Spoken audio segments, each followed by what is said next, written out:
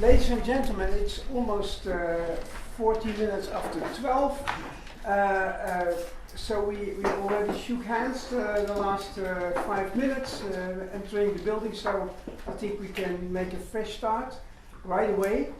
I understood that it's the round table will be completely in English, or bilingual, or completely English? Completely in English, and only Jeffrey will speak in Dutch. Okay. So it is. I'm really happy that we finally sitting here at this round table.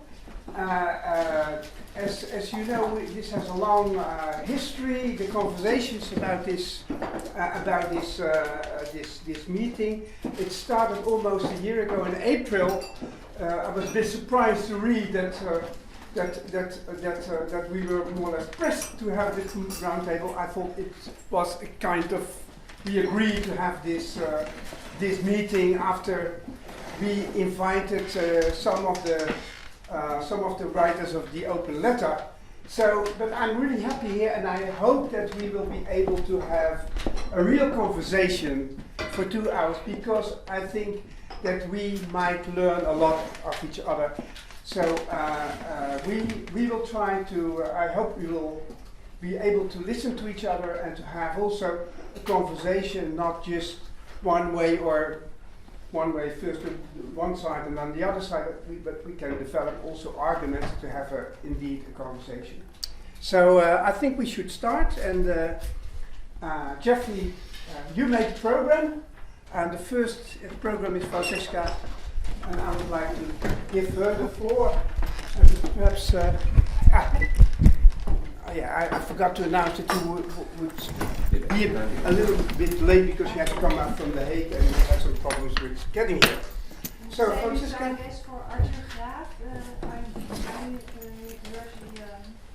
will be later too.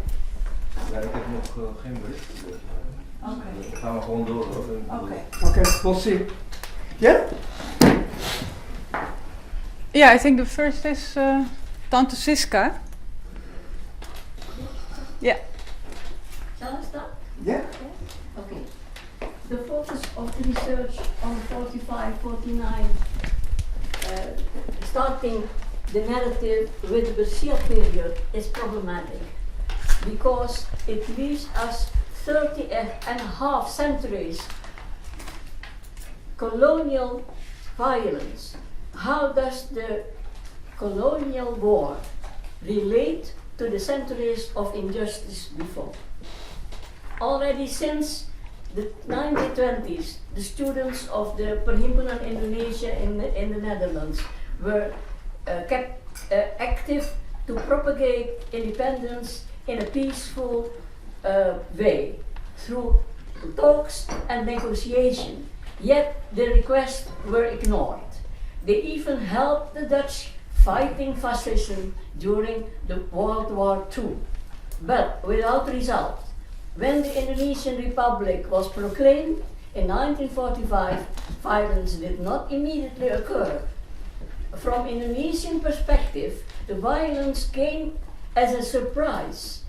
The Bersia only occurred after the British troops arrived in late 1945 from Indonesia. From Indonesian perspective, they came to support their Dutch allies in neo-colonizing the country. Why is the latter Indonesian view not included in the outline of the research project? That's what I want to ask. Okay. Perhaps to give just the the starting point of an answer, I think that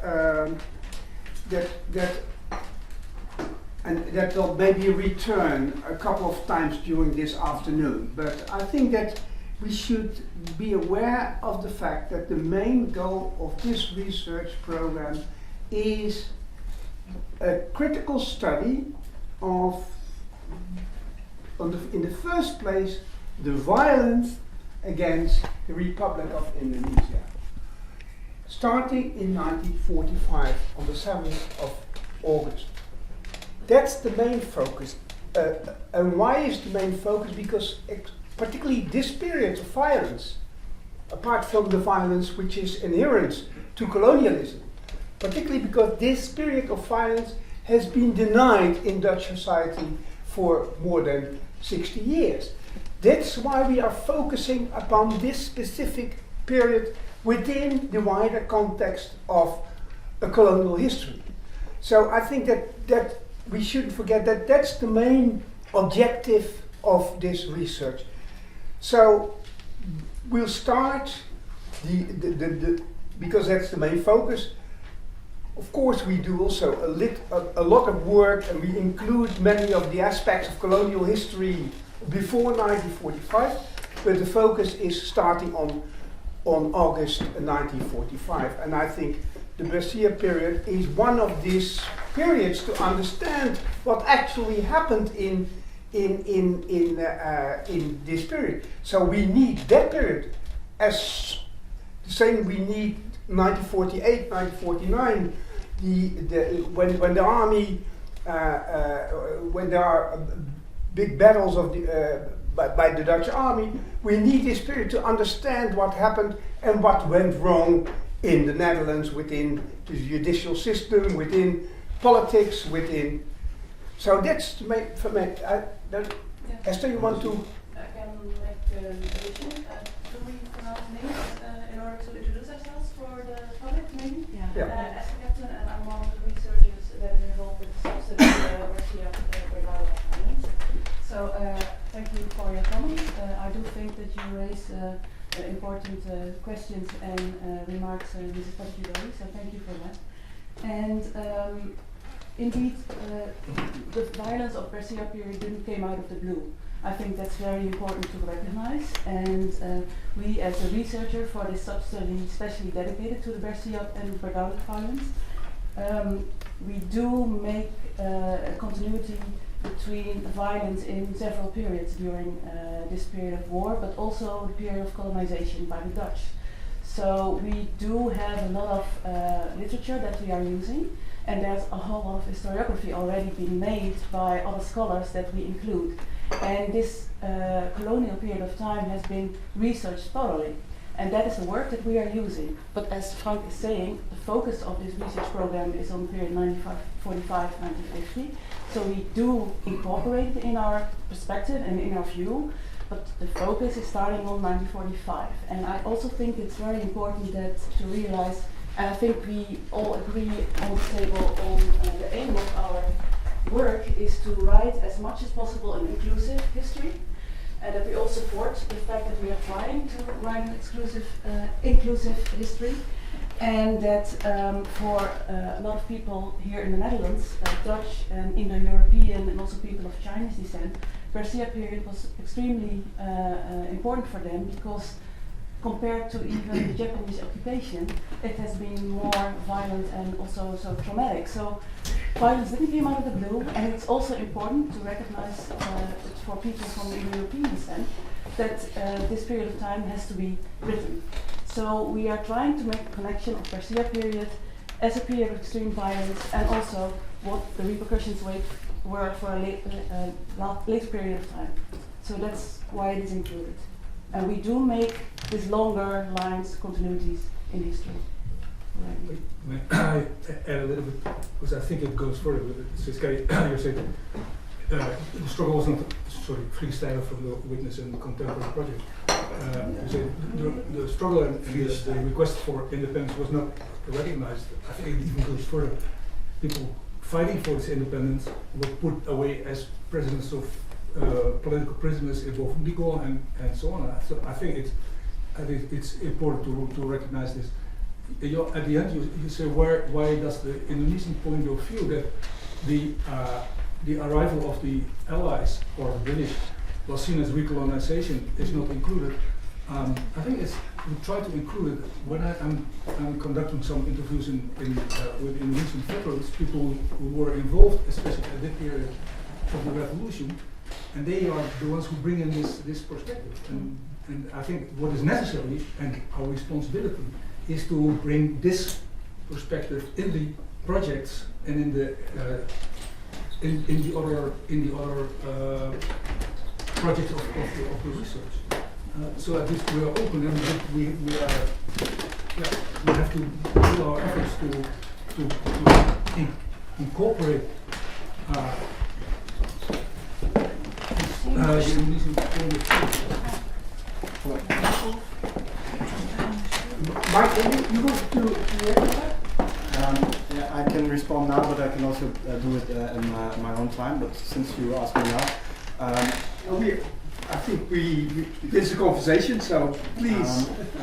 The argument that it was a sensitive time for Dutch Indian diaspora, that's my social construct also, I think should not be an argument in this, because our grandparents or parents maybe, or their parents, they didn't leave the archipel for nothing. They were indoctrinated with colonialism, and they are also not the victim. And actually, that argument that you use helps erasing our identities.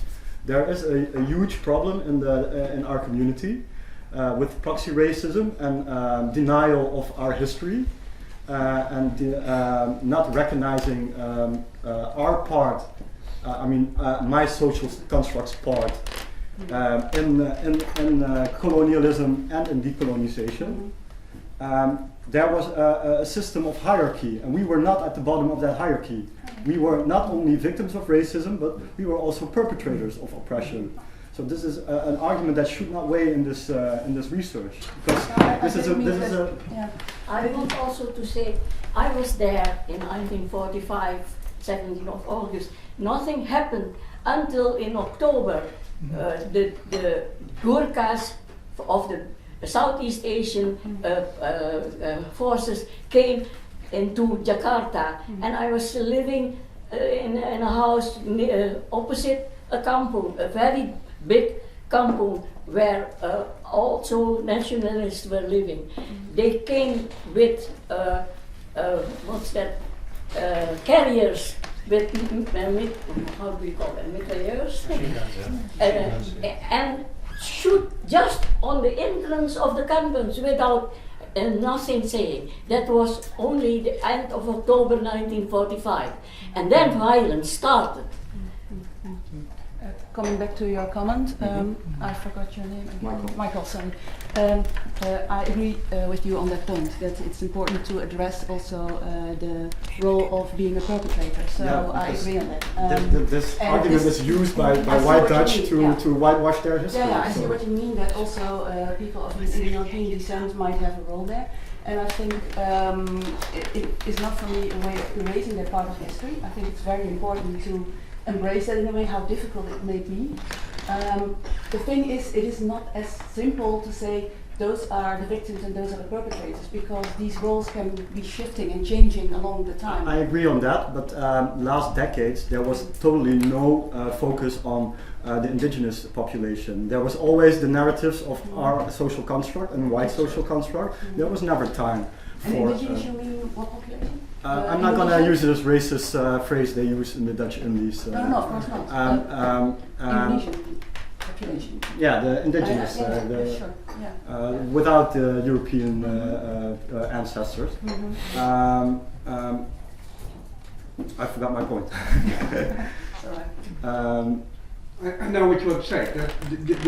There was more attention. There was only attention to that group and not to the rest. Tell that story now, because we never took the people before us never took the time to focus on that part of it. Even our National Memorial Day erased them. You know. But Michael, I agree completely with your argument. But what is also included in the program is this region studies, the studies in the Indo-European part, but in regions in Indonesia itself, with local population on a local level, also to bring in that perspective. So that's what we really try to, and we are sincere in trying to do that, to bring other perspectives than indeed the perspective that had been dominant so far, because you're completely right. Yeah, but you present this as a reason to legitimize this part of research. Well, it's not No, meant as a no, legitimization. It's It's one of the aspects that is a part of this history that has to be written, that they can both be perpetrators, but also are victims, have been victims. I mean, that's also a point that you cannot deny historically. Yeah. So, Okay, we need to go to the next. Yeah, we're nearing. It's not very long per point, but we have still enough time to discuss. It's worthwhile conversation. It's a worthwhile conversation. Yes, but we need to Ja, go ja. to the next point because this is. Want dat je iets toevoegt, dan wordt het belangrijk. Arguments. Niet belangrijk. Goed. Jeffrey? Nederland heeft nooit goede bedoelingen. En nooit. Dat is vandaag. Ik ga ervan uit dat men inbrengt. Op 13 september jongstleden dat iedereen weet wie daar stond. Sukarno is geen moordenaar. Wel Wilhelmina is een moordenaar.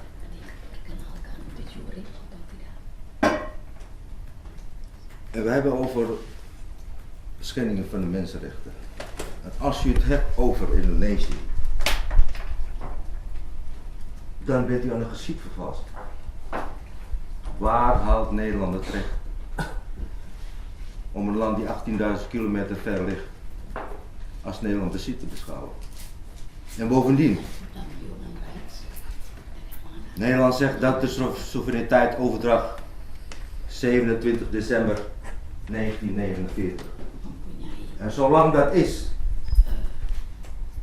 kunnen deze onderzoekers niet over Indonesië hebben. Dat betekent dat Nederland, de zogenaamde Indische Nederlandse regering, die illegaal is, hun eigen onderdanen hebben vermoord en geëxecuteerd. En ik vind, niet alleen ik, maar meerdere van mij, die vinden dat je moet bij het begin beginnen. Wij zijn mensen die niet beschouwd zijn als mensen. Nederland doet alleen maar aan verdeel en heers. U weet niet half hoe mijn familie uit elkaar getrokken zijn. En dan gaat u dat eventjes zomaar doen met een bersiap. En de vraag is, wie zijn die mensen die dat bersiap doen? Wie zijn dat? Indonesiërs? Hoe komen jullie bij? Op de website van jullie regering staat 27 december de soevereiniteitsoverdracht, nog steeds. En Ben Bot die heeft ook niet erkend. Ze aanvaarden. En zolang dat niet gebeurt, kun je niet over Indonesië hebben. En dit is een belangrijk punt. Waarom? Als Nederland Indonesië erkent, 17 augustus 1945, die bovendien door de Japanners al binnen 3 dagen weggeschopt is. En 42. Ja? Dan heeft Nederland een soevereine staat aangevallen en dat is een oorlogsmisdaad. En het oorlogsrecht. En je kan niet zomaar dat ding opzij zetten. Dat kan niet. Dat bestaat niet en dat mag niet. Je kan niet zomaar midden in het taart beginnen. Nee, je gaat gewoon puntjes bij puntjes met elkaar delen. Daar begin je mee. En ik wil vragen aan meneer Gert Oezien die 4,1 miljoen euro hebben gekregen. Als je het hebt, en ook meneer Van Vree, die het hebt over Indonesische onderzoekers en wie zijn dat? Hoeveel geld krijgen ze? Waarvoor krijgen ze dat geld? Het is ons geld. Het is belastinggeld. En wij zijn daar ook verantwoordelijk voor. En ik hoop dat ik daar een antwoord voor krijg. penduduknya sendiri. Sebab waktu itu,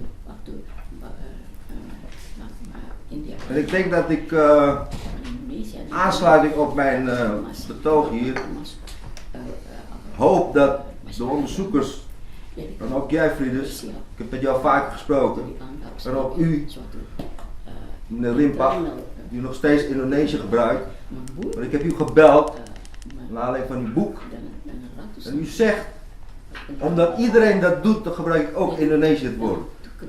Nou, dat is geschiedvervalsing hoor. Want ik heb u gevraagd, waarom heeft u nou het woord Indonesië gebruikt? En toen zei u tegen mij in de telefoon, dat iedere historisch tot de dag van vandaag dat gebruikt. Nou, dat is geschiedvervalsing. Of je het wil of niet, dat is geschiedvervalsing. En ik geef aansluiting op mijn betoog nogmaals. Geef ik het woord aan Rogier. Moeten we eerst even vragen aan de onderzoekers voor een reactie op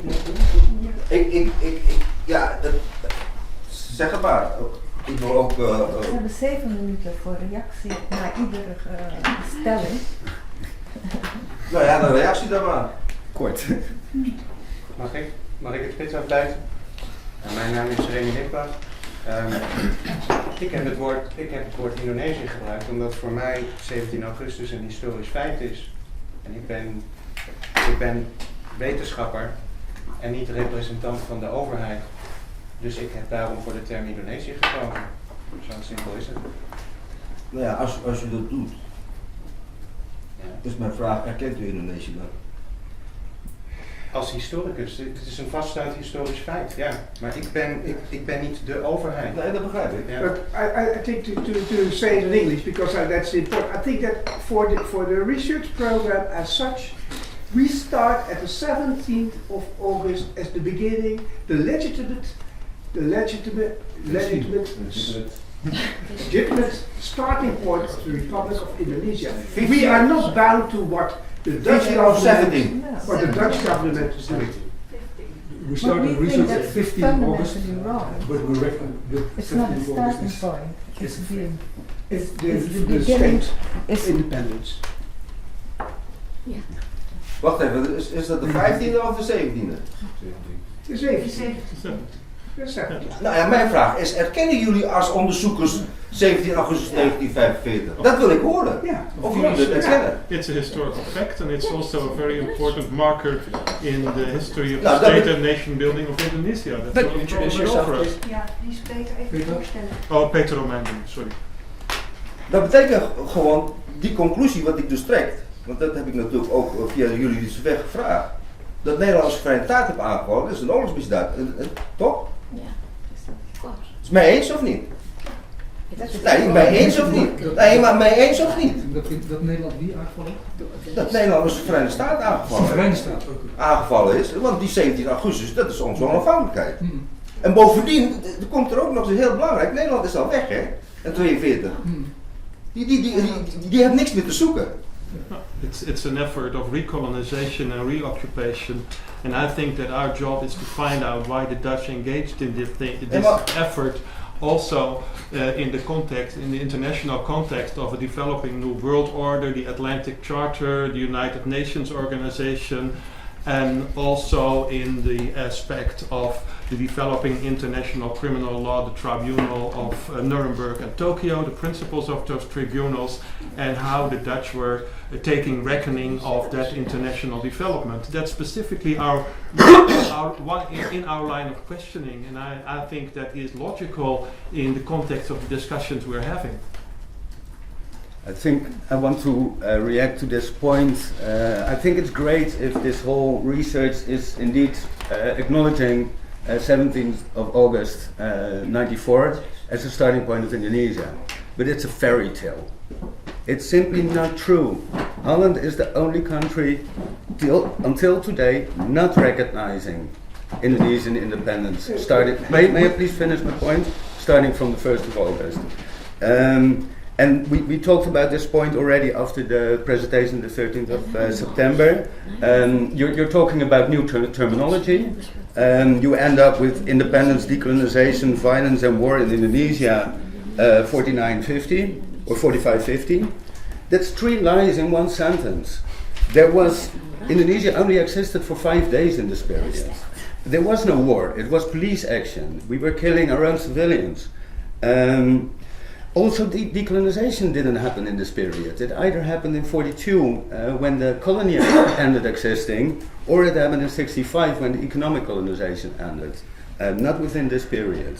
By choosing this kind of terminology, you are only helping the Dutch state to camouflage this really shameful fact of still not acknowledging Indonesian independence from 45. So that's why I'm saying you are just like cherry picking the most politically attractive terminology, shifting at will between Indonesian perspective and Dutch perspective. That's not history. That's writing propaganda. This is a fairy tale you're writing. No, it's very interesting that you're pointing at the issue of terminology. This is one of the discussions we're having constantly in our own circle, and we are aware of the impact of the choices we make, and therefore I can only say that we are still discussing the consequences of the words chosen, and well, perhaps you may count on us as professionals that we will develop more insight during the project. That is really normal for historians to work like that. But if the question is what is the importance of the 17th of August? Well, as I said, it's an important marker in the history of independent Indonesia, and we cannot deny that. There are several other developments going on, like you rightfully mentioned. There is a longer continuity, but for us it's very important from the Dutch point of view to find out what exactly has caused the Dutch military violence in Indonesia. I think there is a genuine interest from most of us. For me as a person, this has been present since the 1980s in my mind. What has caused Dutch military violence? And for a long time it has been impossible to discuss this from the point of view of crimes of war. The word crimes of war was a discussion stopper, and we are moving now into a direction where crimes of war are not a discussion stopper anymore, but an analytical property, and it's up to us to find the right analytical terminology to discuss what has happened. And you're right, it's important. But I would love to have a reaction of Professor Ostindi on Jeffrey's remark concerning war crimes. Do you accept war crimes? I wrote a book in which I used the term war crime all the time. So what more can I say? Michael, and I want myself also to read a bit on the log here, but Michael? You use arguments like we are scientists and you can count on us, and we are doing research about history and all. But the research you're doing is about violence. So it's not just physical violence, also economical violence. How can you not take this trick that the Netherlands uses still today to prevent responsibility, to take responsibility? Why do you go and play with terminology while this is actually a very important part that you should mention in your, because this is a part of the strategy they use to oppress and to maintain their wealth they gain there, because changing the date would mean serious complications for the Netherlands, because then also a lot of treaties like the RTC wouldn't be valid anymore. So instead of playing magician with terminology, why don't you just put this in your research that this is one of the ways they oppress still? No, but listen, it's not a play. I want to deny that it's play, because the first title that was started with decolonization, and that was the reason for that was because this is an international field of research. Decolonization is an accepted term in this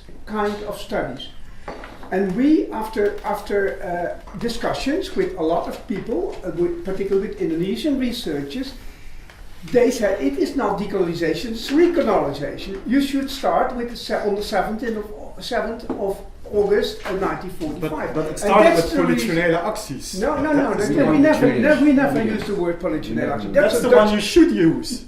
Because this is how the Netherlands presents it. It is but part of their that's- strategy. And it is to us to demonstrate that that's a false term, because what we want. It's the only factual term.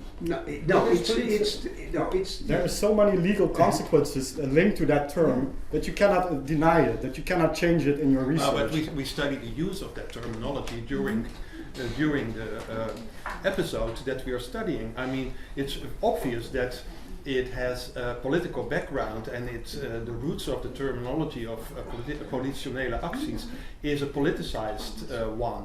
But it's up to us to understand and to make clear why it has been chosen. And of course, you cannot say they called it like that during the time, so we're taking it over. No, it's our job to analyze, not to reproduce. Can I add something also? Yeah, I'm standing on the side, but maybe I can contribute, because I think what's happening is you all say, like, we are historians, we are academics, we are not part of the state, and we can name it whatever we want, and you choose for saying, like Ben Bot in 2005, we recognize with our mouth, we recognize 45, but what I think your point is, you should explain or at least acknowledge or admit that the state that you're part of, and I mean NIMH is part of the state, however you like it or not, it is part of the state, you are receiving government funding, so you should explain that until today, the Dutch law is not recognizing 45, and there is a reason for that. There is a reason. It's not objective anymore.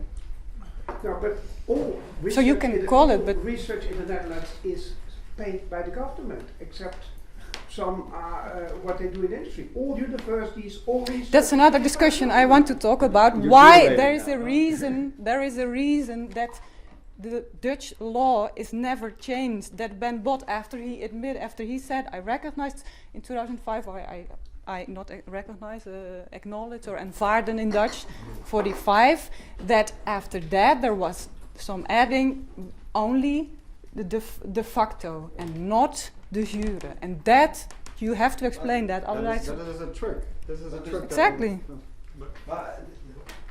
Zonder gekken, maar dat is toch gewoon een belangrijk punt, toch? But why do you assume that we are following Ben? Ik wil toch helder hebben, Why do we assume it? Because this person used this argument in his speech during the Pakhuis de Zwijger. And he came afterwards to us discussing this with a completely nonsense argument, sorry, but we really showed you that you were not true. And you stated, we use this date in our research, which is a false date. This is why it's so important. No, but I think there's something like a misunderstanding. But why? Why is it a misunderstanding? Why is this law, this Dutch law that has not been changed, not important? But as researchers, why not? As researchers, we are not bound to the legal, political line of the government. But you don't explain it. If you only say, I acknowledge 45, but you don't explain that our current government, or you don't even research what's the reason they don't change that law, then what's the point of only saying... I think it's what's the not point? very difficult to understand why the Dutch refused and why they use terms like politionele actie and why they call it excessennota, and why, because they didn't want to acknowledge what really happened. But until today. Until today. Yeah. No, and it is to us to show what happened and what happened in during that period. That's up to us. Left it eruit. Yeah. So we, when we would, I mean, we can. It's like circling around. As long as we use the terms that the government is still using till this very day, the excessennota is the official point of view of the Netherlands. As we take that as a starting point, no, we have to make clear that it doesn't deserve that kind of name. That they takes one disclaimer. That doesn't that there is no need to have a complete research about what the best terminology is. You can make this clear in one disclaimer in your research. What kind of disclaimer? The phrases the state uses are not the blah blah blah blah blah, but it is the official the official terms that the state uses, and the legal term also. Because when you do not add it, you're going to deny the complete legal current situation. Maybe I have just one question about this date. I think we all agree around this table that the Dutch state should have acknowledged 17 August right at the moment, but it didn't. They still don't. No, but the question is for us as historians, they failed to acknowledge 17 August at that moment. We cannot undo that. It's a fact that they didn't. And for the rest, it's political statements that we may or may, positions that we may or not take, but that won't change history. But this is not about history, this is about today, the Dutch law today, and that's the question, why don't they do that? We are not about Dutch lawmaking. But you are, by mouth saying 45 is the date. But that is meaningless as long as you don't find out why, the reason why they're not changing that law. Why do you think that is not our purpose, to contextualize it in such a way that it's crucial, I think. Understand. I mean, but why do you all think that we don't do that? Because you're only by mouth saying we recognize it, and you don't explain that it's not yet. I don't know the word in English, probleemstelling.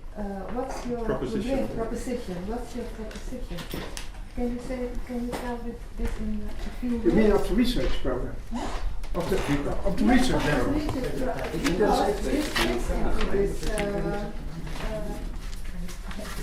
Proposition. Yeah.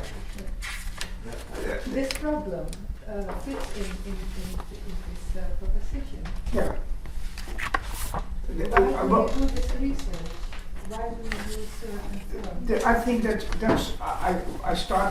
I started to try to summarize what it is, and that is that we want to critically study the history of the period 45-50 as a period of extreme violence. Sorry, I want to interrupt because you have all the stages you need constantly, and he didn't finish his question yet. Yeah, I know. So, just repeating himself. It's the same. He's repeating. Count these things you say. But he didn't finish his question yet. That all goes from this time. We have the schedule. First, I want to react to Gerard Indy. The Netherlands recognized Indonesian independence de facto on the 2nd of May 46 already. So you now saying that they didn't recognize it immediately. De facto, I know. I think your problem is that it's not sure. It is the same kind of fairy tale that we're trying to create. I want to react on the point of the politionele actie. I do indeed acknowledge this is politically unacceptable to talk about this situation as politionele actie. But it is reality until today.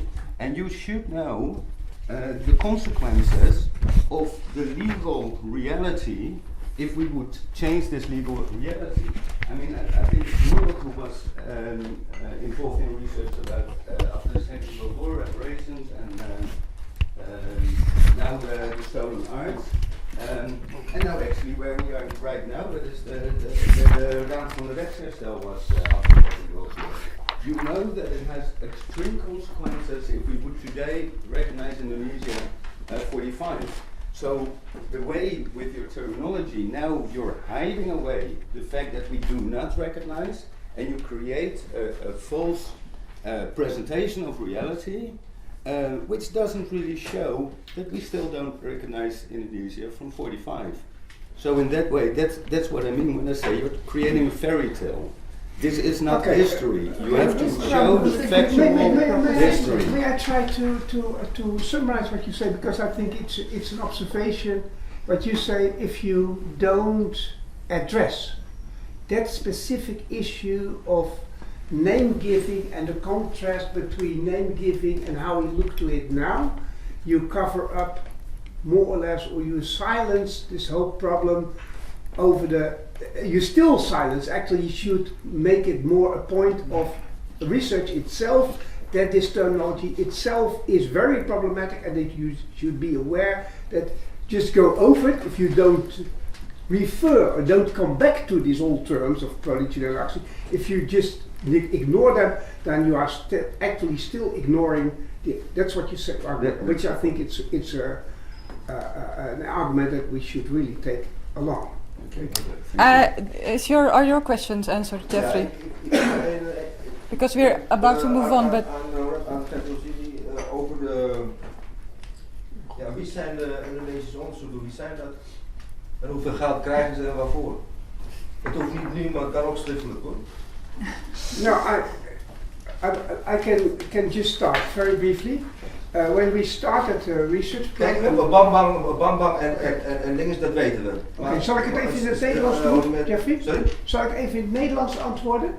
Ja, maar ik wil alleen zeggen dat Bambang en Wahid, dat kennen we, want ze worden gewoon natuurlijk meegenomen. Dat is makkelijk. Maar wat ik dus heel belangrijk vind, welke universiteiten dat zijn, als je het hebt over universiteiten, en wie zijn dat en hoeveel geld krijgen ze en waarvoor is dat geld? Simpel. Heel kort, toen we met het onderzoeksprogramma begonnen, ja, mag ik het in het Nederlands even doen? Het mag ook in het Jeffrey understands. Can I make one more statement? On 11 March 1942, the Dutch lost their rule, their influence and everything in Indonesia. We have 3.5 years. Indonesia has been going on with Indonesian rulers, with Indonesian population. So what was the reason for the Dutch to send troops to Indonesia? En bovendien... We ruled our own country, which we did also during the colonization, except for the highest echelons. Bovendien, dat is niet legitiem, hè? No. Dat moet toch wel eventjes erbij gezegd worden. Het is niet legitiem. I also want to to make that point clear. Ja. Het is legaal, hè? Wat zijn we over eens dat het legaal is? Of zijn we het legaal is? Ja. Okay. But to answer your question about Indonesia, when we started the program, as I said, it is a program on Dutch history, Dutch military intervention, Dutch war crimes in Indonesia. That's the starting point. Something which has been denied for 16 years. But what we wanted to do is to ask Indonesian researchers to look with us and to do research with us. And initially we had four positions for Indonesian researchers written into the program. Then we started to discuss with UGR how they should involved in the program. And then in this discussion came forward that they wanted to make their own program with their own researchers. And we said, okay, it's up to you. So it's now a completely autonomous program with 13 researchers, 4 coordinators for different universities. But it's their own program and they are the only ones who are, and they ask us also that they would talk for their own program and that we wouldn't talk for them. So what we are doing, they have their own program. What we agreed about is that as much as possible we have discussions, we will have publications together, we will make volumes with articles of Dutch and Indonesian researchers, but they are completely autonomous in their research program. Maar we willen toch de namen weten. We willen de namen weten, we willen de identiteit. We willen natuurlijk discussiëren met hun. Ik bedoel, dat is ook nog wat. Ik bedoel, ja, ze kunnen wel, het is net wat wij hier doen. As far as I understood, and I'm looking to head of Irene, so that in February they will release their website? Yes, they're going to release their own website, and then you can. They have let me know that if anybody wants information, you can contact them. So who's them? I think we have to move on to the next point. Okay. I think this can be answered on by email or we have one video message. Oh ja, hoeveel geld krijgen ze? I have no idea whatsoever. There was money for 4 positions for Indonesian how much? researchers. I don't know how much for 4 positions. How much now? Sorry. I don't know. We will let you know. We will find out. We'll let you know. Yeah. Thank you. Promised. We are going What they did in Indonesia, they put also money of their own university, so it was matched. Ja, maar het moet natuurlijk ver zijn dat de Indonesiërs ook moeten weten. Zij moeten weten, ons volk moet weten wat ze aan het doen zijn en hoeveel geld ze daar hebben. Simpel. So they just made a promise that you're going to get that information. We're going to watch a video message from Michigan, from Annemarie Toebosch. If it's working. Wait. How does it work?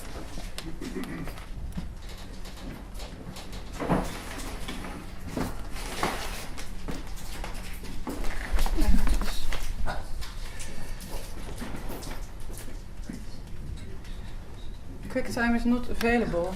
Is it? Okay, wait. It's from the. I have it here as well.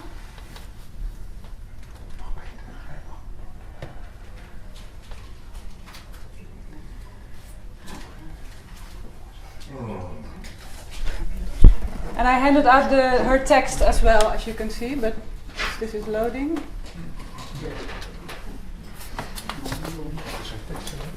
If anyone wants a sandwich, please.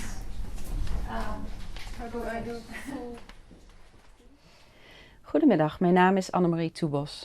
I will continue in English.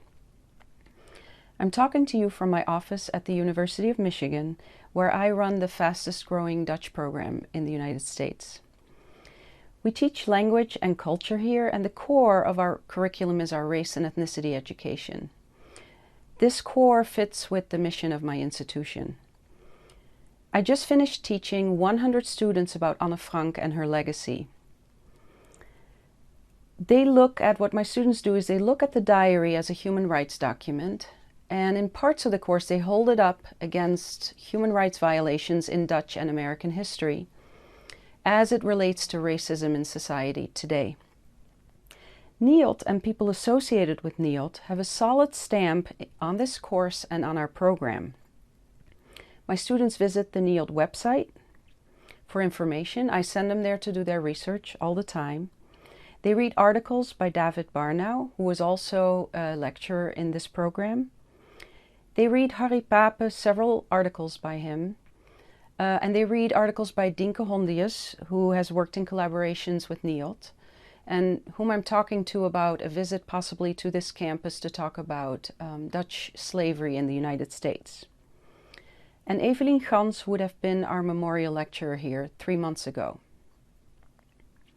And when I heard that NIOD was involved in this 45-49 research study, my heart sank right through this office floor. I do not know how to reconcile this.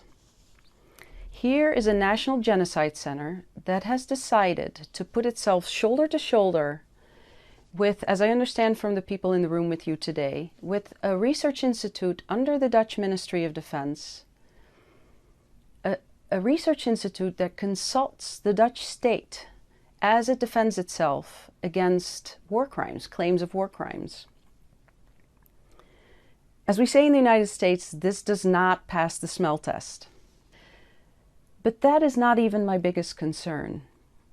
I have read NIOD's defense of this research on their website in a description of the year in review at Pakhuis de Zwijger. And where is colonialism in this? Where is colonialism?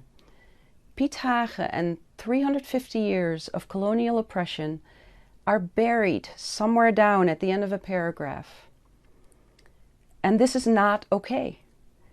For a National Genocide Center, 350 years of rape, torture, exploitation, and slavery should be the beginning, the middle, and the end of your research. It should not be a side note, it should not be an afterthought. And anything less than that is a whitewashing of history. Gans and Hondius were very clear and brave about this. Nivellering, the Dutch word nivellering, leveling. We cannot level the suffering of Jews in a genocide with the suffering of the non-Jewish Dutch in World War II. And here is NIOD in a glaring case of double standard, signing its name under a study that in its very conception has a cultural relativistic view of human rights violations. It's an attitude of let's look at 45, 49 from all sides. Let's look at it from all perspectives, all sides. And I've heard this before, not long ago. I heard this attitude from my current president, who after Charlottesville, seeing neo-Nazis walk down the streets in Charlottesville, said there were bad parties on both sides, bad people on both sides. In Indonesia, there were no bad people on both sides. There was one bad party on one side, and the rest fell out from this. Because 45-49 is not the story of 45-49. It's the story of 350 years of oppression and human rights violations. And human rights are absolute. They cannot be negotiated in the Dutch polder. They are, in their definition, non-negotiable. And so it's very troubling that a genocide center, which is a hop and a skip away from the International Court, the International Criminal Court in The Hague, has apparently found a way to look past this. And so my question is specifically for NIOD. How do I explain NIOD in a human rights curriculum this coming week when I step into class and my students and I read Barnau together? I mean, this is not, I'm not making a political statement here. I have no agenda. I am genuinely stuck here. My students implicitly trust the research direction I send them in, the websites I send them to. And I do not know how to explain this. I do not know how to explain NIOD's role in this research. And so I don't know how NIOD knows how to explain this to the Netherlands, to the world. And so I hope that NIOD has a moment van bezinning, a moment of reflection today in this meeting, and clearly, unequivocally distances itself from any cultural relativism in the face of oppression. And so I ask NIOD that it advocate for the inclusion of all important court documents of 45-49 cases against the Dutch state. Sit down with Jeffry Pondaag, sit down with Lisbeth Zegveld, find the most important documents and include them in the write-up of this study. I say that also because the truth will out, documents will come to light. And NIOD knows this. NIOD understands what happens when you bury documents such as documents about a ship called the Van Imhoff. You know what I'm talking about. And so that's one question I have for you. The other question I have for NIOD is that you advocate for an independent write-up of the conclusion of this research, not by one of the 3 research institutes that's signed on the dotted line here, but by an independent institution. A write-up, a conclusion that 350 years of oppression deserves. Because you are the genocide center. Thank you.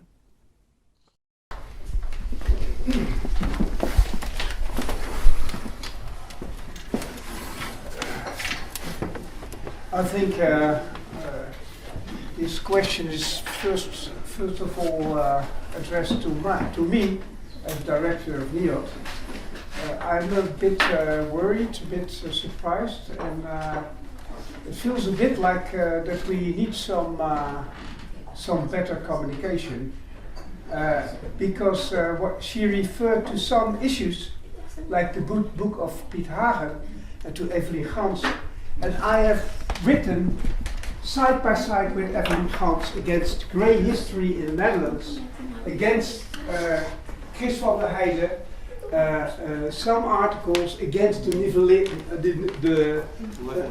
leveling of Can you history. stop derailing and get to the point? Because now you're disqualifying her questions. No, Yes, you do. no, I don't. I definitely don't.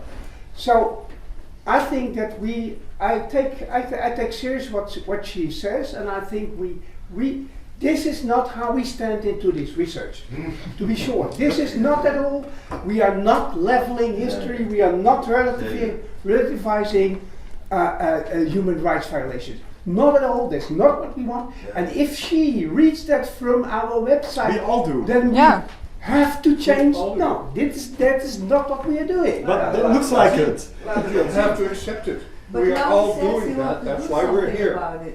The way we see it, we want to make it right. So let's listen. Yeah. He's got to change the. I mean, this is on the website. so. If this is what people read from our website and from our program, then we did something completely wrong in our Yes, communication. that's it. But can you answer the question? You're working together with the Ministry of Defense. Can you explain that as Because an institution? that's another question. Why we work together with the Institute of Military History? Because this institute works under the same rules as we do, and that's the rule of the Royal Academy of Science about independent research. But we all know that the same institution is not helping the victims that Jeffrey's organization is bringing to court. We all know that. Sterker nog, hoor Friede zegt tegen mij dat ze geen slachtoffers zijn. Ik bedoel, dat zegt hij tegen mij, dat het geen slachtoffers zijn. Bovendien heeft hij ook nog gezegd in een radioprogramma. Dat onze slachtoffers, dan heb ik het over de Indonesische slachtoffers. Dat zijn geen slachtoffers. Jeffrey, Dat zijn, wacht even. Dat kan je wel zeggen, maar dit heb je gezegd. Ik bedoel, ze zijn getuigen. En als ze getuigen zijn, we hebben tientallen zaken in de rechtbank. Waar zijn jullie? Tientallen. En er staan dossiers, die kan je lezen. Wat onze slachtoffers hebben meegemaakt. De mannen die worden geroepen, net SS'ers. Hoe ze zeg maar van hun huizen, 's morgens vroeg, naar een pleintje wordt geroepen en de namen wordt geroepen. En dan knallen maar alles daarop. Wat zijn jullie? Vanaf 2006 ben ik aan het procederen. Het boek is het opeens het boek van Remy Limpach. Begin het onderzoek naar aanleiding van het boek van Remy Limpach. We zijn van 2006 bezig. Ramakree gewonnen in 2011. Zuid-Sulawesi. Jeffrey, did you bring the document of one of the court documents that is very clearly referring to the role of NIMH? Oh ja. Yeah. Dit is maar eentje hoor, wat ik heb meegenomen. Dus van afgelopen 10 december. 12 keer wordt NIMH hier genoemd. Dat is een pleidooi van de staat. En dan zeggen jullie dat NIMH onafhankelijk is. NIMH heeft onderzocht wat meneer Lambogo, die zijn hoofd is onthoofd. En wat zegt NIMH? Dat staat niet in ons dossier. Staat niet in ons archief. Dus dat bestaat niet. Ze erkennen wel dat hij dus gewond was, maar ze erkennen niet dat hij onthoofd is. Omdat, zegt NIMH, dat het niet in het archief van de NIMH is. Dus, sorry. Hoe moet je nou onafhankelijk zijn als je dus staat in de rechtbank, niet alleen dit hoor, dat is al vanaf weet ik veel wanneer, vanaf 2006. Dus zeg het maar. Perhaps for me to respond on the. Ik wil nog een aansluiting daarvan. Jullie hebben in 2016 of 17 een namenlijst, 350 namen met naam en toenaam, hoe ze geëxecuteerd en vermoord zijn. Wat doen jullie ermee? Wat doen jullie daarmee? En ik heb gevraagd aan de staat om samen met ons te onderzoeken. En bovendien staat een aantal namen die hierin staan. Ja, die hebben al schadevergoeding gekregen. Maar de staat zegt, we wachten tot het NIOD en de KITLV en de NIMH onderzoek klaar is. Met andere woorden zijn ze allemaal dood.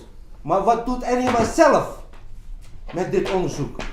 Wat ze dus hebben gevonden hier. 350 namen met naam en toenaam. Laat me niet lachen jongens.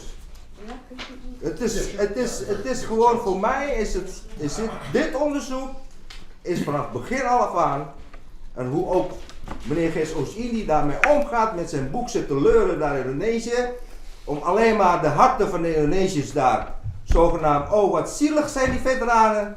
Jeffry, ze hebben nog geen antwoord gegeven Ja, op de maar goed, vraag. ik wil dit even afmaken, hè, hoe zo zielig alle, zeg maar, die veteranen. Hè, hij vertelt niet in zijn boek over de mensen die vermoord zijn door diezelfde veteranen. En hij vertelt niet over de 6000 Indonesië-weigeraars, en bewust Indonesië-weigeraars genoemd, niet Indië-weigeraars. Daar heb je het niet over. En dan gaat hij over de Bersiap doen. Let's first ask a response from NIMH about the relation to the court cases. Yeah, okay, we've always been, I'm the director of the NIMH, for those of you who don't know me. We've always been quite open about our role in the court cases. That was also in the Q&A on the program's website. What we do is that we independently carry out what is called historical verification. So the facts put forward in the claims, we try to verify those facts as best as we can in our archival research.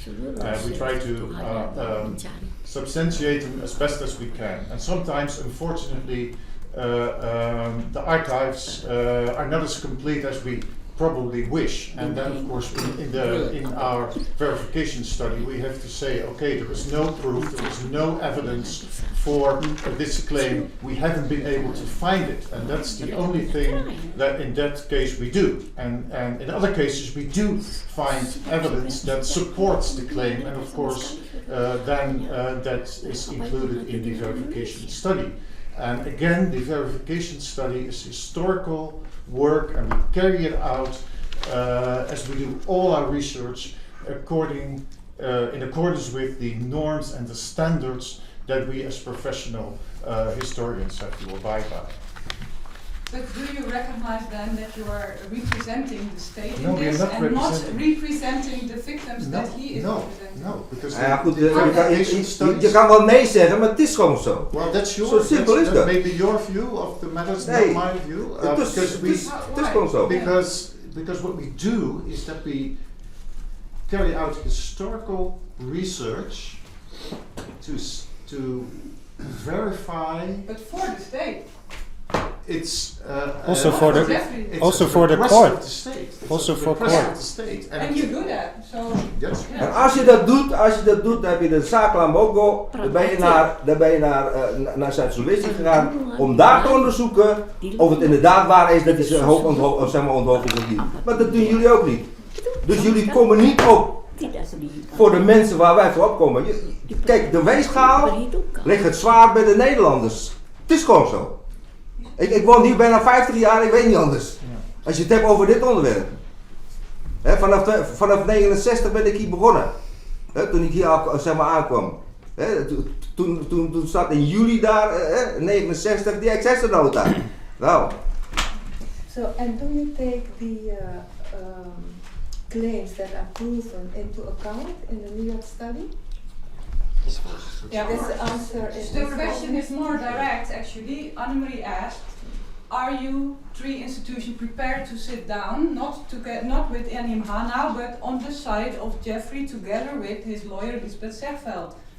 Are you prepared to do that? That was one of her questions. I think the answer is quite easy, because the radio program that Jeffrey was referring to was about a complaint that Lisbeth Zegveld said that when we were talking about Dutch, then we were talking about victims, and when we were talking about Indonesia, we were not talking about victims. And this is what I didn't agree upon in this. So it's a kind of complicated discussion. Rightly after the radio broadcasting, Jeffrey called me, and the next month of May, I went to Jeffrey to talk about it, and that's at least was an attempt to start the discussion. And at least with Zegveld, we also said we wanted to talk. So we are really prepared to talk with. And one of the things that I asked Jeffrey at that point, help me to bring us and the voices of the people that you're standing for into the. No, it's what I said to you, to bring it into the program, and I think this still stands. And another thing that we did is we put on the research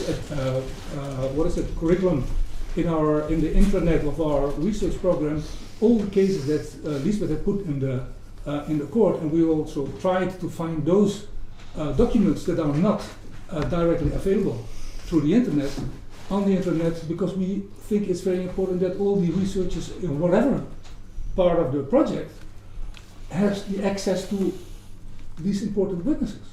But I think from the start, Jeffry was not included, so you can take up his documents and then include the documents. No, the program didn't start yet. The only project that started, the program was still starting up, and the only project that started was the Witness and Contemporaries project. And at that point, I already started the discussion. Yeah, but he's not just a witness. That's what the discussion. No, he is not. I was talking with Jeffrey Hackers to bring to these share voices. Bring the voices together. We have to bring the voices into. Yeah, and I think that's an open question. You wanted his archival documents. What did you want then from Jeffrey? Did you want to cooperate with me and bring in the voices that. Zover heb je nog niet eens met mij over gehad. I said, help us to bring in the voices. Nee. Ik heb mijn documenten, daar staat boven. En je wil er zeg maar in kijken. Ja. So conclusion? Can I just add, because I think it's very difficult to go to the next point, but yeah, just a small remark because just a small remark because I think it's always difficult when institutions are called, because it's like having no faces, it's like a big institution. But I think on an individual level there have been a lot of contacts with the organizations that are here and that we share our thoughts with. And so I read Jeffrey's remark also as an invitation to come and visit you also at the court cases again, and also pay tribute to the work that you've been doing the last couple of decades. So you've been very important for us. And het is openbaar bij de rechtbank. Yeah, but again, good to know, and I read it as an invitation for us as researchers to take that up seriously. So I hear no answer to either of the questions Annemarie put. Are you going to give the answer in writing afterwards? Because we're out of time now. Are we what? Sorry, yeah. Giving the answer in writing to the questions that are asked. If we're running out of time, we will answer in writing. But can I add one more question? Does anyone know why Jeffrey's organization wasn't included in the first place? Because then this whole discussion would have happened actually. Why? Like, why was in the outline of the research his organization not involved? Maybe also in writing, because we're running out of time. I think we all know. I know the answer. But in what you mean, as in the research program, or in the klankbord group, or? Yeah, start with that. Yeah. Okay. That was part of my question, so I'm already running because Jeffrey into is my own a question. sharp-knifed activist, is the answer. No, I Professor mean, this is Oostindien. like, imagine that there is a German research organization that goes to the Netherlands to investigate the Holocaust here in the Netherlands, and they wouldn't include any Jewish. Yeah, but they don't include any Jewish organization in Germany or here. That's so weird. Like, I don't think a Jewish organization would accept that. So why, in the first place, wasn't Jeffrey invited to organize this whole research design? Or take part in the klankbord. Yeah, or at least take part, because I think 4 and 5 Mei, all those committees, they are all in the same blinde vlekken, blind spots, as your organizations already are. So it is the question on the klankbord group. Let's be short.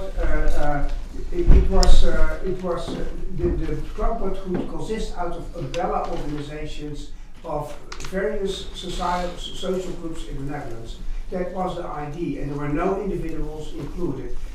We decided to have this umbrella organization and to discuss with other groups, Indonesian and Dutch groups, separately. And that's why we invited Jeffrey already and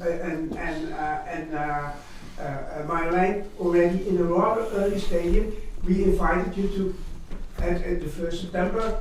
Yeah, but I'm not part of the resonance, social resonance group that is doing No, but what we tried, and that was the meaning of the invitation 1 year ago, to have a regular conversation with. That's too late. We were talking about the Klankbord group. We were talking about the Klankbord group, so I gave an answer that was meant to be an umbrella organization. And to have separate conversations with different groups, like PPE, like with other groups. That's later. From the start, you did not invite that's a second question. Why no conversations with Jeff, with the group, with Jeffrey and Lisbeth in an earlier stage? I was not involved, so I can't give an answer. Perhaps somebody, you were not involved here. Peter, perhaps not. So I came aboard in 2016. He was involved. Sure. And what I can answer is that there were the 3 institutes who are still around the table now. At one point, published an article in Volkskrant in 2012 saying, we are jumping from one incident to the next and excessive whatever and so on. We're talking war crimes, we're talking about violence on a far greater scale than has been acknowledged by Dutch government. It's about time that the Dutch government starts funding serious research about this. From that moment on, the 3 institutes have been lobbying for that at one point. The Dutch government, after saying no for 5 years, said yes. So I mean, that's the history. Yeah, but I mean, when you design a project, when you design a research project, it's quite clear to me that you at least ask a diverse group of advisors, and that's not what happened. We are 3 scholarly institutes. We were in our research. We said, we want academic historians to be part That's of it. why we should first talk about the social resonance group. Why was KITLV not invited to take part in that group? It took us 1.5 years to get you around the table here. We've been asking for this meeting for 1.5 years. And we didn't hear anything up front to take part in the social resonance group. We were not Social resonance group That's is something a else. group of Dutch umbrella organizations. He lives here in the Netherlands for how long already? Yeah. He's not Dutch enough to. No, it's not what I mean. It's what I mean is that the Stichting, Jeffry Stichting, is not an umbrella organization like the others is. And what Frank just said is that apart from the social resonance group, other groups and in Holland and in Indonesia, and maybe we started a little late with that, but we do it. So your answer is because Jeffrey KITLV was not taking part because he's not an umbrella group. Nee, ik snap het niet. Ik weet alleen dat het een paraplu is, maar ik weet niet wat ze mij bedoelt hoor. Can we please stop derailing? We're a half hour over time and you keep claiming time from the research organization, repeating what we heard 100 times. We can read that on the internet. Now please put on the movie. Yeah, we're a half an hour over time and you didn't answer one of Annemarie's questions. I think we did. We are going to watch a video message from Australia, from Melbourne, from Pia.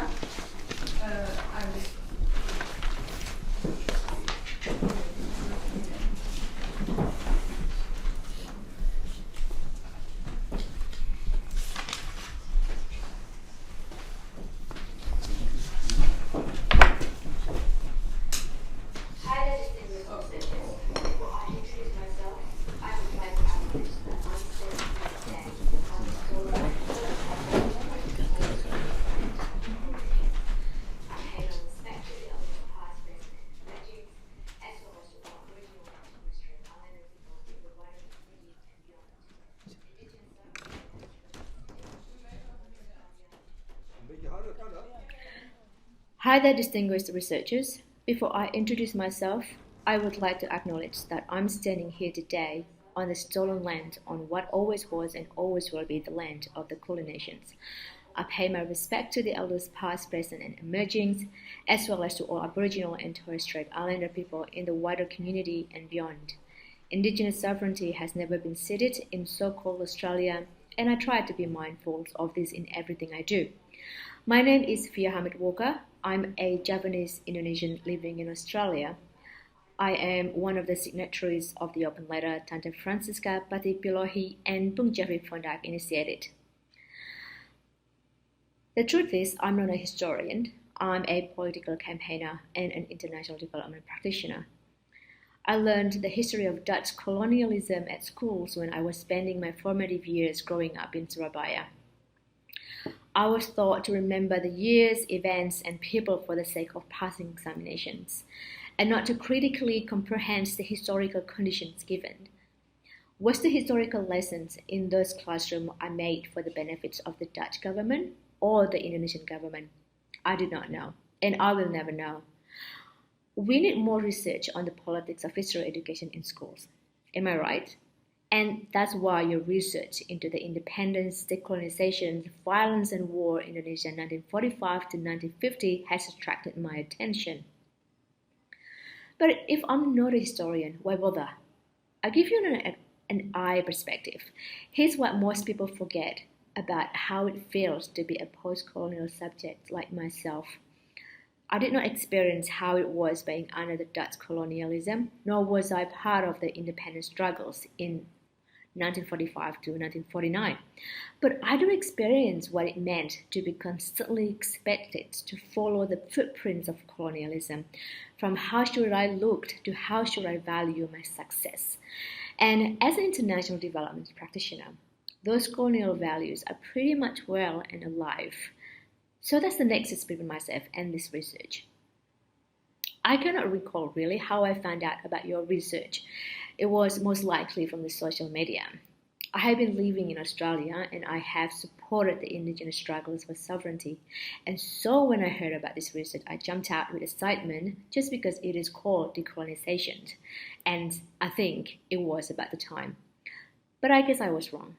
I couldn't find anything substantial in your website in regard to this project, how the research is going to be conducted, used, and for what purpose, who are involved in this research project. It has been very difficult for me to conclude the impartiality of this research if everyone involved have been talking past each other and you do not actually address the concerns most people are having. You claim that this research is going to be critical, but you have in fact excluded critical voices such as those of Tante Francisca and Jeffry from participating and contributing in the decision-making process related to this project. Why? Inviting Jeffry to speak for 10 minutes in one single event for the purpose of disseminating this research is not considered participation or contributions. It is tokenizations, one of colonial characteristics. Instead, you engage the local Indonesian researchers who, according to Franz Fanon, they are the actual brown faces with white masks. They will do whatever to make their masters happy. As historians, I'm pretty sure you have heard the tactic of divided emperor. I adored this term when I first encountered it in a secondary school. It sounds very sexy and deadly. The only time I have used this tactic was when I hated someone and wished them all the bad things in the world will happen to them.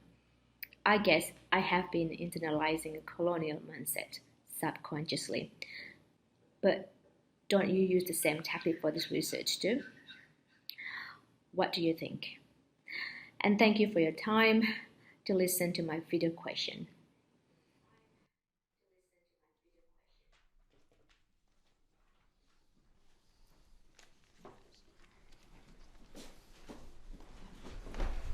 Yeah, so basically I already referred to her question in the video, but yeah, maybe you can elaborate a bit more on, because it's so vague, Indonesian people that are involved in this project.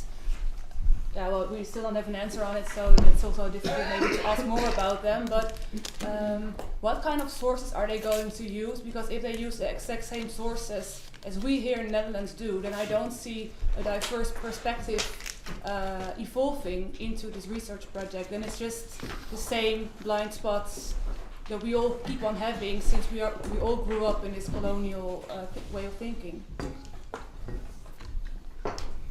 May I first address one of the questions that she asked on the paper? I mean, video. And I feel a bit, or I think she is talking about Indonesian researchers who are the brown faces with white masks. I think that's that's I think denigrating for our Indonesian colleagues. Oh, that's my question. That's the question now.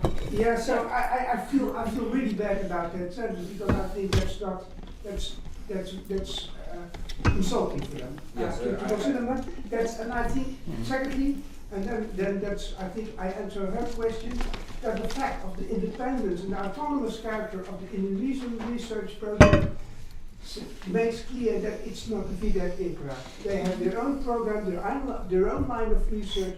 So this is not the case, and then so that I think that's for her questions, and that's. But how can you be so sure of that? Because maybe that those historians are educated in the same system as we are here in the Netherlands, so we still have the same Western perspective on history. So as long as that's not, how do you say that, like.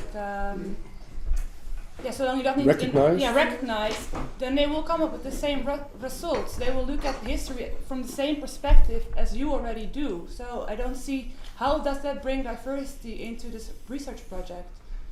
I think you grossly underestimate our Indonesian colleagues, but I find it very difficult to discuss this while they're not around here. Yeah, and also because, well, you at least, you don't even acknowledge the importance of post-colonial studies. No, I wrote something else about post-colonial studies. Okay, well, I haven't read that. And you also underestimate how it is to be mentally colonized, the impact. And yeah, I think that's really something that we should take in But let's be fair, what would be the alternative? Yeah. Can I just add, because I think you raise a very important question about the sources. There are no colonial subjects anymore. No, but about the sources of that we are studying, the very tricky thing about this is that the colonial sources and also the historiography has been written from a certain Dutch perspective, but we do need those sources and we do need other sources. But I do think that the researchers in this program are aware of the fact that the sources are indispensable. We need them to start writing it, but they're also inadequate. So we have this both double vision on it, so we know that we cannot do without it, and we do have to take extra effort to get other visions in. So there's extra work to be done, but the sources cannot be done without. So it's both indispensable and inadequate, and I think that's a way of working with this consciousness of that. At least for me, that's how I try to work on this, and I cannot talk for the Indonesian researchers, but be sure for the Dutch, I'm not sure if that's the correct way of positioning myself, but in our sub-study we try to work in that way with the double consciousness. So, may I ask a question? Why did Indonesian researchers refuse to work together with you? We didn't refuse, we are working together with them. But you still are? I sure, thought they definitely. are autonomous. Well, that's something else. I mean, they said we are far more interested in writing a social history of the revolution rather than looking at that military climate, whatever. And they said, well, just devise your own program. The focus is different, not because of a dispute or... No, not at all. The focus is different, but they're working in the same areas, for example. Okay. Same cities, same... I understand. May I ask once more, if in your research is now one of the items is colonialism, why is then only the Bersia period your main research problem? What do you, if colonialism is one of the items, what about the Aceh War? What about the Balinese genocide? What about the Lombok expeditions? And all the 600 wars written down by Piet Hagen? Have they not an influence on your research? Absolutely. That's my only ask. Of course, yes. Clearly they have an influence on our research, and I think it's one of the challenges to find out about the colonial context and the context of colonial warfare, to explain why the Dutch behaved in Indonesia like they've done between 45 and 49. I think that's very important, and it's not just about practices, it's also about the colonial mindset and the mentality. Our study is not just about the facts, but it's also about the underlying mentalities, the underlying long-running, centuries-long running ideas of why colonial efforts would be justified. To be brief, it is all coming together between 1945 and 1949, because that's our first research interest. But we cannot do that without understanding the longer term connotations. And I think that if you ask for that, yes, that's what we're doing. Ja, maar met alle respect. Wat geprogrammeerd wordt, is het precies toch? Nee, pak even. Sorry hoor, sorry. Maar dat is de Persiap. En ik wil er nog bij zeggen, want daar staat hier duidelijk in. En dat heeft natuurlijk Han ten Broeke gezegd. Die moet erin. There are only 2 out of 40. Nee, maar je kan van alles zeggen. Maar het is zo. Jeffrey, 2 out of 40 researchers are working on the Persiap. 2 out of 40. So that's the amount of time and that we are devoting to the Persiap. That's not the point, it's the way how you frame it. That's what we're discussing. Kom op, ik woon hier al 50 jaar. Je mag het gewoon, hoe noem je dat, verbloemen met een andere bloem of zo erop. En feite is het gewoon zo dat jullie gewoon zeggen van... Kijk, de Indonesiërs die hebben het ook gedaan. Nee. Daar gaat het om. We're running out of time. The next point, because are you still There are 7 minutes off. Yeah, it's no. Yeah, by far. I have one more question, but maybe you can answer it via email. Like, what will be the when the Indonesian group comes with results? What will be the part of their results into the Dutch end results? Like, are you going to compare them, and what happens if they are not the same? Did you think about it already, or? I can answer you by email if you want. Okay. Yeah. Thanks. Then Pattipilohy, if you want, you can. Thank you. My name is Hadi Purnama. I'm now working on my PhD at the VU Amsterdam. I was part of the PPI in Netherlands together with Jantje, and I was also involved in this discussion since the beginning when we had the first discussion about this issue with the KITLV in Leiden, and then the second one was at VU.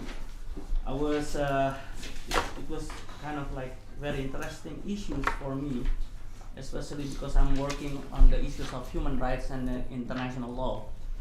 My research is on the issues of human rights in Southeast Asia, including, of course, Indonesia, and then how the human rights need to be protected and also promoted in Southeast Asia. However, regarding this research, when I arrived here, it was kind of very interesting for me to see how we see the same effect with the different view, especially about the history between the Dutch and Indonesia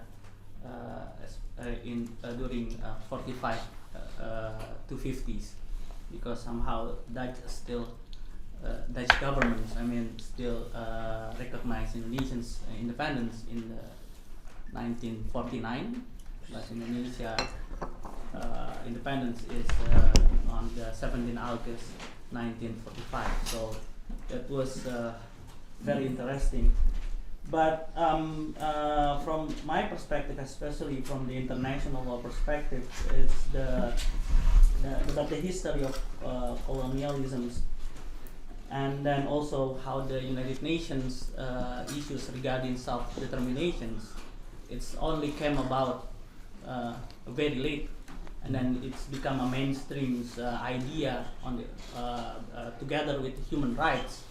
It's only after the 1960s, because at the beginning, I think United Nations also still recognize colonial territories, and then that's also very important because that's also recognized that the international law also part of the colonial framework at the time, although now it's gradually evolving. And then my question is that how do you perceive this? Because this research will have legal consequences from either from the national or international perspective, because such as what have been worked by Jeffry with KITLV on the issues of the Rawa Gede, for example. It's seeing that from my point of view, from the legal perspective, it seems that at the time, because it was in the Hague court, which means the existence of Dutch government in Indonesia, especially in Rawa Gede, is still existed in that period of time, because the government, the Dutch government, took responsibility by paying compensations. And then this is also making clear that the effort at the time to reclaim territorial, colonial territorial in Netherlands, indeed, from the Dutch perspective, or Indonesia at the time, so already proclaimed its independence, become very quite I mean, it's quite a very confusing issues, because the consequences when of this research, if you said there is a violence and there is that the Dutch is wrong, it's going to have the consequences that the Dutch should pay compensations at least, or to recognize that what the Dutch did during 45 to 50s, it's something that's wrong under the international law. Yeah. And then if the result is a difference, it means it's a half different kind of legal consequences, because all Indonesians who are under the Dutch can go to the court in this country to ask for any kind of compensations because of that. So I mean, I don't know how it's going on, but it will be the impact will be very huge in both countries. And then I don't know how it will be defined in the research itself. Yeah. I think the question is very clear. Also rephrased over there. Yeah. Unfortunately, due to the time, and we have to leave here. I don't know how long now, but is it possible to answer this question directly to this email by one of you? Yeah, well, I'd like to say in the first place that this is a very fascinating topic, and I'm struggling with that myself. But we have no time now. Yeah, but I'd like to give some answer now. Yeah. Because otherwise we could have done this whole session in writing. I think it's a very fascinating problem. I'd love to sit together with you discussing it, because it's fascinating to think that the Dutch were operating under a changing international law system and international system of United Nations and everything, and a new international world order framework. And they were participating in Nuremberg, they were participating in Tokyo, and at the same time they failed to recognize that this created a responsibility for them in the Dutch East Indies. Yeah. Of course they recognized it in practice, but they didn't recognize it formally. Yes. And on all levels, civil administrators, military people, legal people recognized on the Dutch side that things were going on like we had known here under German occupation, as well as the Indonesians under Japanese occupation. So there was kind of a pushing away of guilt by making it small. I have written an article that's called War Crimes are the Guilt of Others, because you cannot imagine yourself to be guilty of war crimes. And this is a thing that has to be disentangled. So I'd love to sit with you and discuss this issue further. Because it is explicitly part of our research project. Waar houdt Nederland het recht van, Peter? Wat zeg je, Jeffry? Waar houdt Nederland het recht? Het land die 18.000 kilometer ver ligt. Je kan het niet goed praten, joh. Kom op. I don't think I'm whitewashing in this case. But perhaps because you posed this question so often, waar houdt Nederland het recht aan? Nobody around this table thinks that the Netherlands have a right for colonialism. Nou ja, ik zou zeggen, zet dan met grote letters daar, zet hem ook niet weg. So self-evident. Zeg het dan. Dan is het duidelijk. I've written it down many times.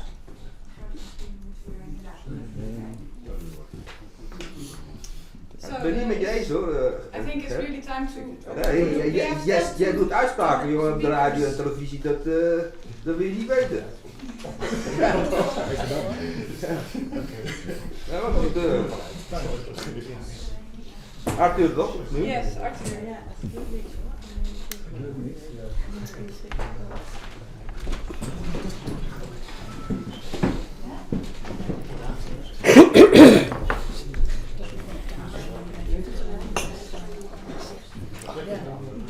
So, thank you.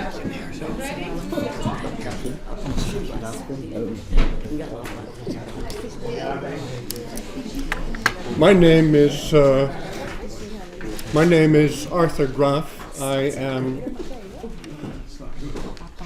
the spokesman for the AFVN-BVA, that is the Dutch Anti-Fascist League. We are associated with the Fédération Internationale des Résistants in Berlin, which comprises of some 20 anti-fascist European organizations. And we are, in this case, backed by the FIR. That being said, some of my points have already exhaustively been put to the table, so I'll skip those. I'll make one or two opening remarks and then I'll put my 2 or 3 questions on the table.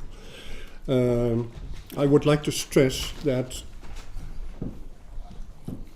all the invitees here are shareholders. And most of them are activists, which you seem to object to, as you have said openly in the first presentation. And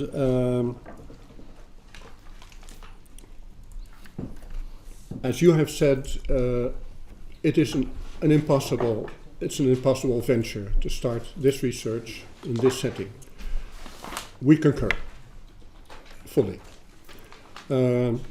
From the background of our organization, which was funded in 1965 by people who survived the Nazi occupation,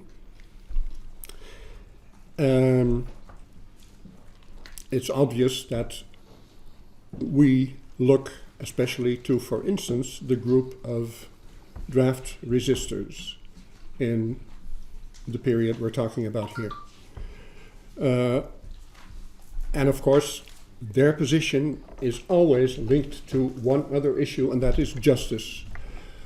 At the first presentation in 2016, I put to you, it was the first question from the public, what are you going to do about justice? And you said, it's not our aim, it's not our goal, I'm an historian, we don't do justice.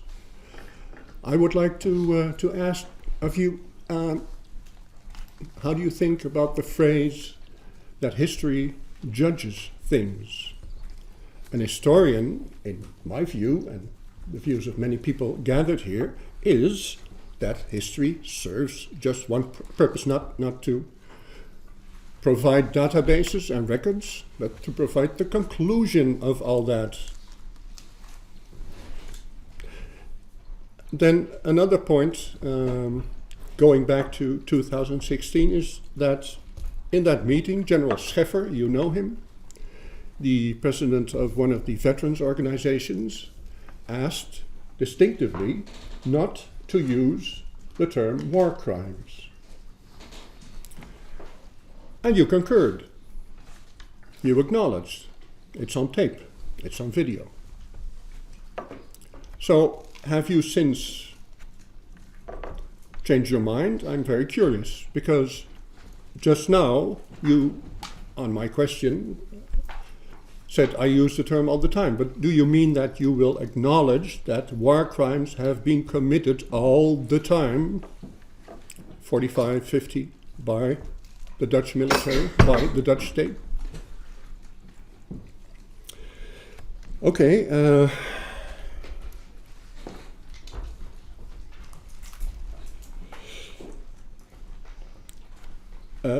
To Mr. Director, Mr. Van Vree, I have been the editor of a website on World War II for 8 years, and I've written about World War II many times, so I know your institution well. And I revere Dr. de Jong, who wrote, of course, the series describing the history of Holland during the occupation, and from which perspective, well, we all know which perspective, it was the perspective of the victim. That's necessary. And now you have entangled yourself in a study that's using the perspective of the perpetrator, as has been already put here. So, are you aware that you have changed over, and is this the institution that is fit to do that? Okay.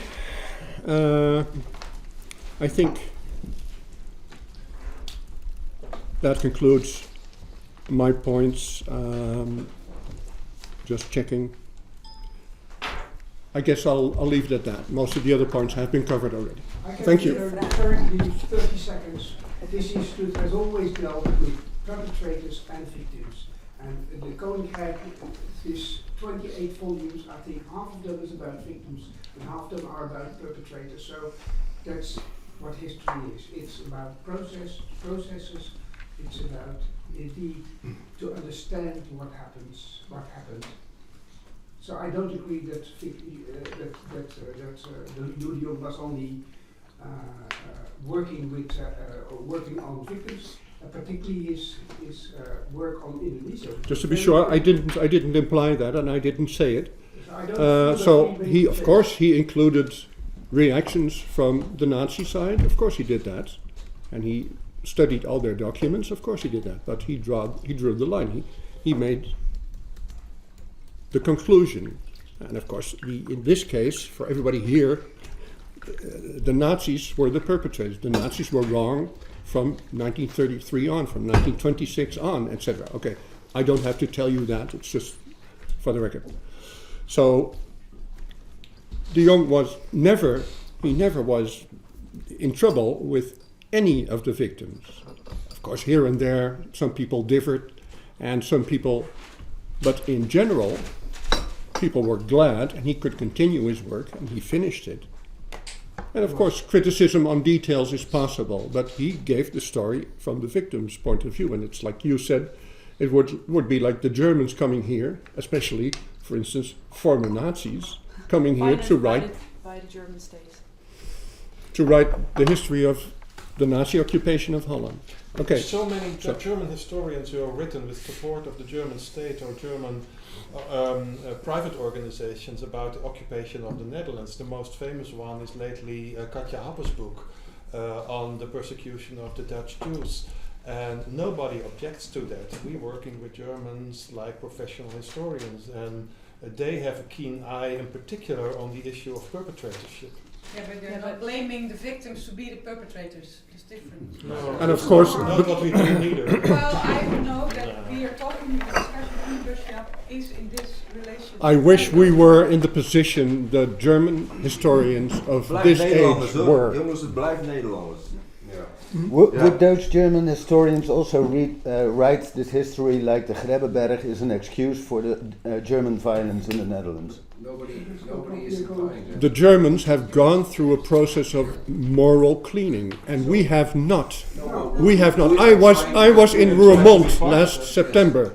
I stood there amidst the aging veterans, all of them 80, 85, 90 years old, who still salute the perpetrators, their colleagues, who died in Indonesia, killing Tante Francesca's family. Yeah. Okay. Perhaps I should answer. You have 3 questions. First, I would like to set the record straight on something. There's nothing. I've never said there's anything wrong with activism.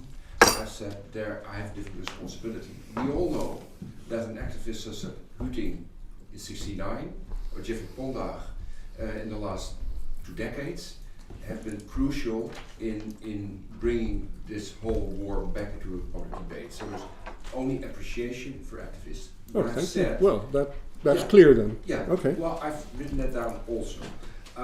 Anyway, what I've said in public is our responsibility as academic scholars is something else.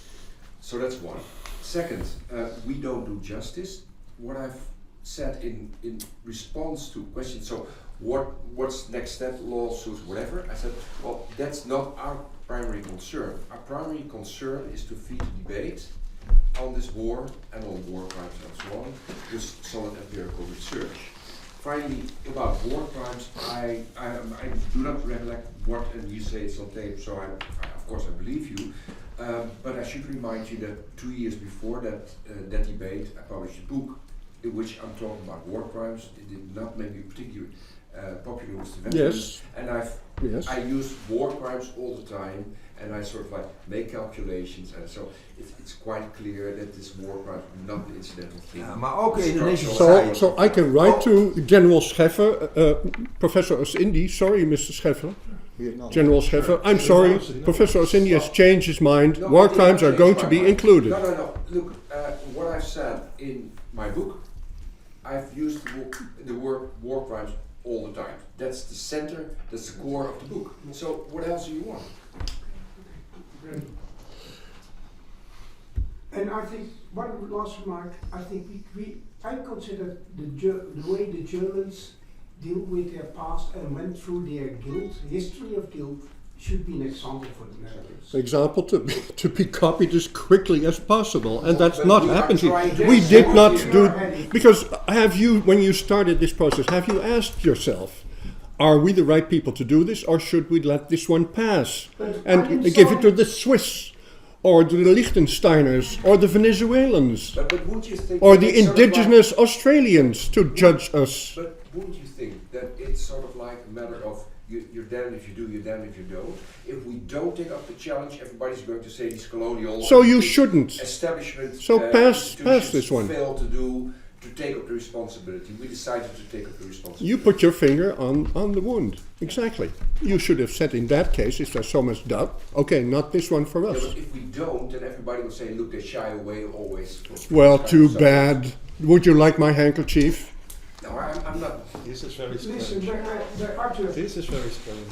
The Institute also dealt with Srebrenica and the Dutch policy in Srebrenica, and that led to the fall of the cabinet. Yes, and that Srebrenica, then NIMH was excluded for a reason. The NIMH didn't I even only exist. want to say that we have to go over Toen bestond het our NIMH own niet. history, and if we don't, Nee, gewoon blijven verdedigen.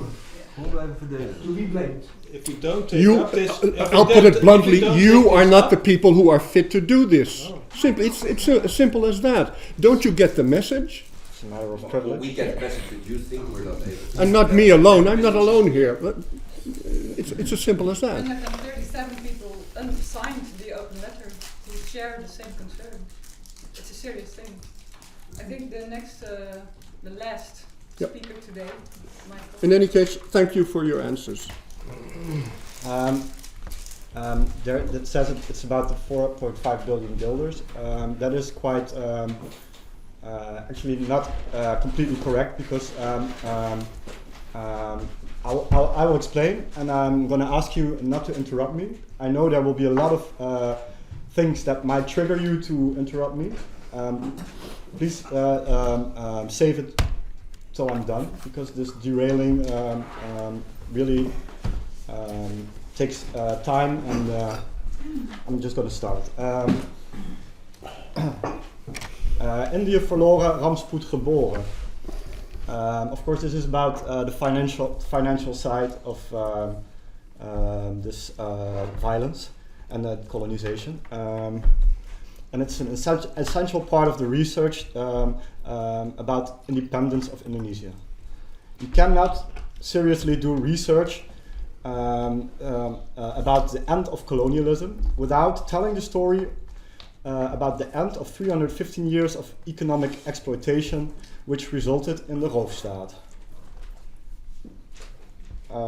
This is a research about the end of the colonial oppression. Colonial oppression is driven by exploitation and by stealing on a big scale. You cannot describe the end of colonial oppression without describing the end of this stealing. This end started at 1949 as a central point. Sorry. You should describe it not only in your next research, but also in this research. Because the money is the beginning, the end, and the middle of a colony. Dutch Indies was considered to be a company meant to make profit. It is also, for that reason, it's for me unexplainable that this money issue wasn't part of your research, a separate part of your research to begin with. That is also why we are very pleased with Mr. De Vree's promise from the 13th September that the research for this year will focus on the financial side.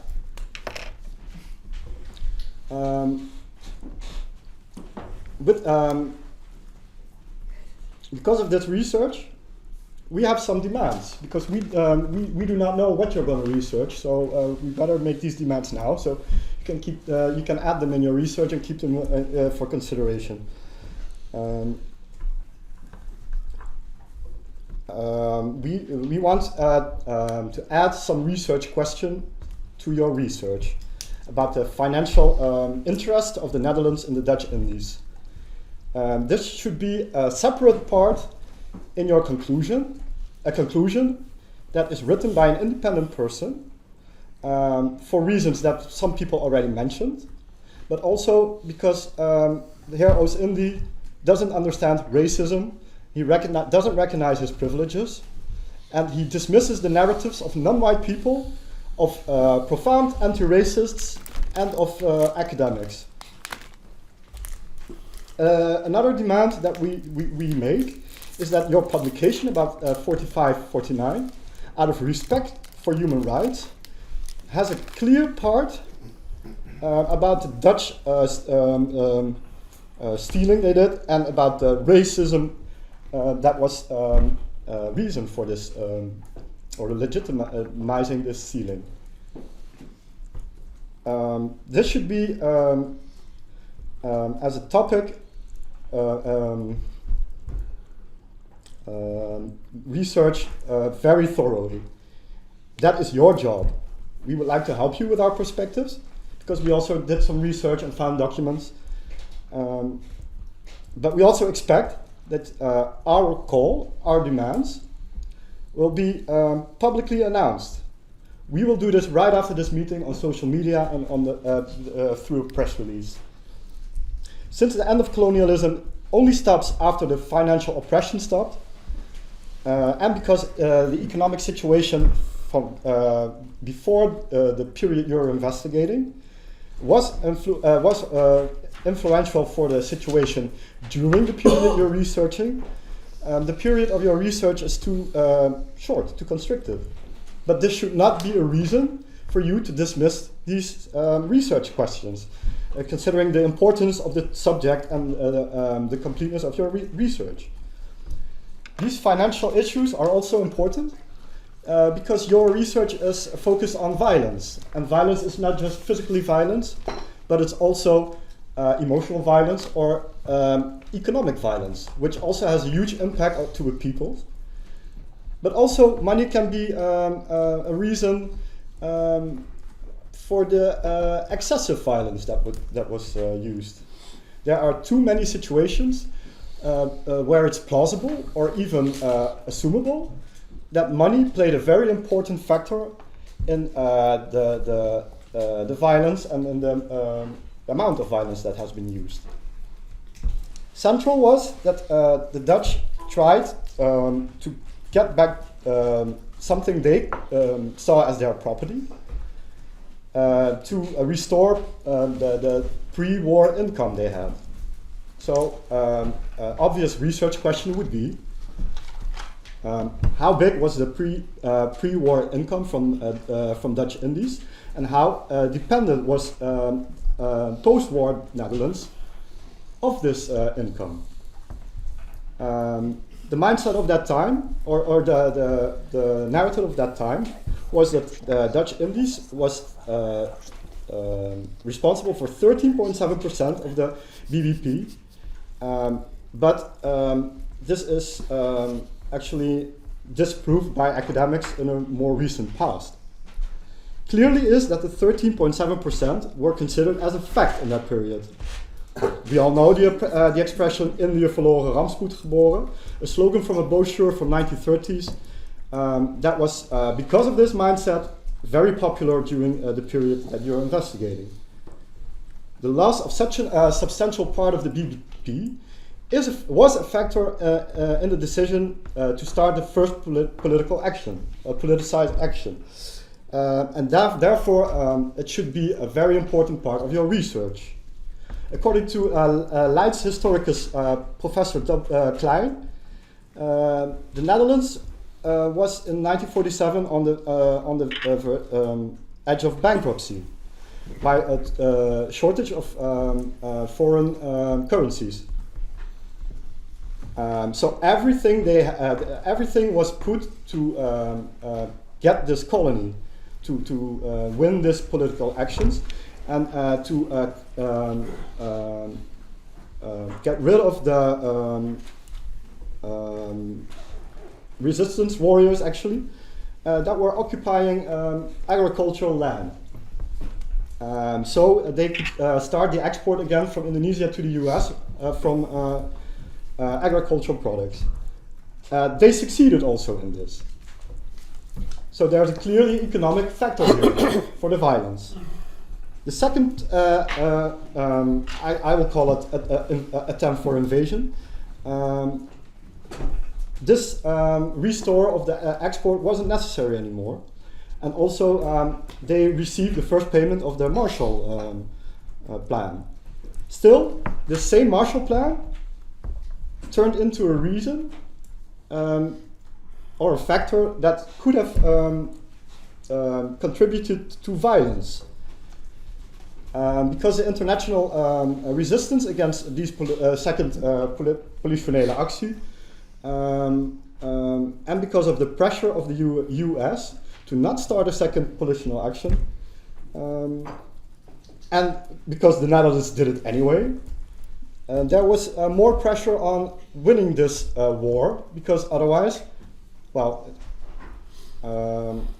yeah, they would lose a lot of income. And so a possible question should be, what influence did the economic interest have on the severeness of the violence? The US threatened to stop the Marshall help, as I said, and eventually also did this for the part that was reserved for Indonesia.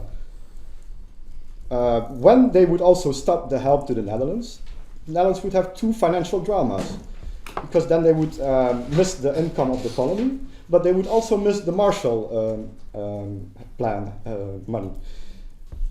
We can assume that this situation put extra pressure on the succeeding of the invasion, where extreme violence might have been tolerated or even considered necessary.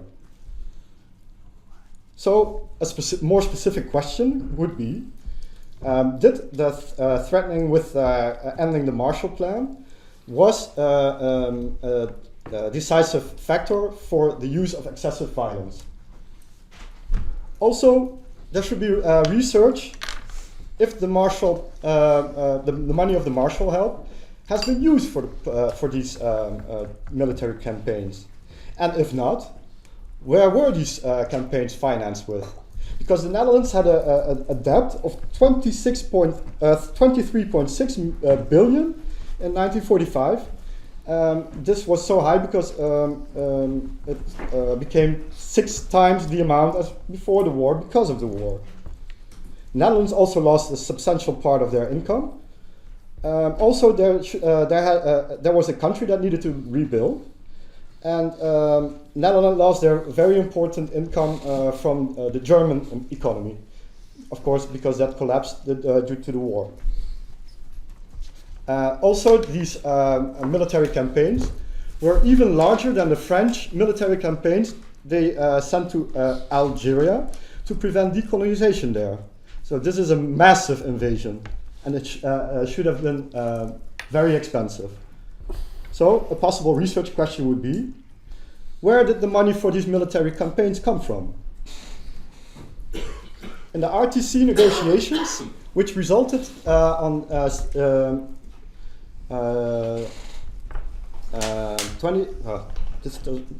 wrong date, but it doesn't matter. Which resulted in the independence. The FINEC was a very important issue where they argued long about. The FINEC resulted in a very disadvantaged position for Indonesia, because they had to pay 4.5 billion to their occupiers. Because the period of the second invasion attempt and the RTC negotiations overlapped, it's possible that one might have influenced the other. So, yeah, I don't have to explain this. So, a possible research question would be, did the financial demands of the Netherlands caused or influenced, or maybe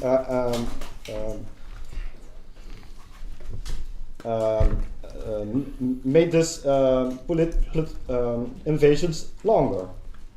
This question we can only answer when there's an exact overview of all financial obligations the Netherlands had or started until that moment. Because those obligations can also be the reason that the Netherlands persisted those demands of those billions, which they want from Indonesia for their independence. That's why there should also be an overview in how the Netherlands fulfilled these financial obligations. 3 possible research questions would be, how dependent was the Netherlands of the Marshall help? How dependent was the Netherlands of the 4.5 billion they wanted from Indonesia? And how much did the politionele acties really cost? This research, does it acknowledge that Indonesia paid? Because there's a lot of there's a lot of speculations about this. And actually, for example, Gisela Molemans, a journalist that wrote the book Opgevangen in Andijvlucht, claims that she found documents in the National Archive in Washington which state that Indonesia never paid. Well, you say that it's not true, do you? Or this is not true? So that Indonesia paid. This particular, how do we answer your paper? I mean, this is your final question? No. This is just a question that I need to go further. It's one of the research questions that comes up when you're trying to get the general picture of the economic history of the conflict. So you did not research it yet, you mean? Or? There's lots of publications on this issue, and we will certainly weigh them in. For instance, if you're discussing the Marshall Plan impact, I'm just talking about, did Indonesia pay part of this 4.5 billion? That's not a hard question. Well, it's a very hard question because there are several answers are possible. Well, there's only one answer possible because we found the proof. Yes, for but this, there are several conflicting opinions on that. There is no opinion. There is we have found evidence in the National Archive, state documents that state the exact amount of the. And several authors have different opinions on that, and we will be very happy to take the results of your research as well. But you should, for instance, make a difference. Do nothing. It's just a yes or no question. Can you stop derailing? So the question is, you don't know. Okay. We do know. Michael. No, we take it very serious. What We you take bring. it very You serious. no, you do not take me serious Very because in the serious. beginning I asked not to interrupt me. Yes, but And you. I guess I ask a question yes or no, and you And can if I start answer, I derailing don't immediately. you. No, that's not answering, that's derailing. Yes or no would be sufficient. No. This is not an I'm exam. going- This is an On the exam. contrary, I only wanted to say that the question. You can respond later. How much later? When I'm done. Yeah, I'm sorry, but you are the ones that put pressure on the time and wanted us to do all this in 2 hours. So don't steal my time. It's your turn later. But do you have your answer now? Is it They don't know. It's not a yes or no answer. Why is it not? It is paid or it is not paid? Did Indonesia pay or not? Michael, please continue your story. Yeah. Okay. Please continue your story. Okay. I can tell you they did. Yeah, good. And we also know we have several documents that state that Indonesia paid loyally, and we have documents that show exactly what the amount was right before they stopped the RTC treating payments.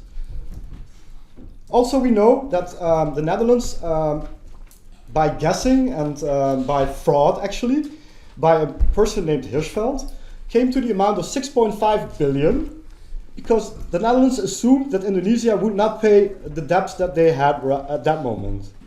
To ensure themselves that the Netherlands would get that money, they demanded billions of guilders too much in the RTC treaty. This guessing was also most likely the reason that Indonesia started nationalizing these companies. Indonesia discovered that these politionele acties were much more expensive than were estimated by Cochrane, who estimated 2 billion, which they took off the demands for the RTC. That means that Indonesia paid too much with their payments for the RTC treaty. To ensure themselves to get the money they paid too much, they started nationalizing and freezing the payments that they promised and stopped the RTC. So, you do not know if there's the answer yes or no. Well, I do, I can show you later. But a possible research question would be, are these official documents there, which Griselda Moleman claims? Because that means that the Dutch deliberately committed fraud.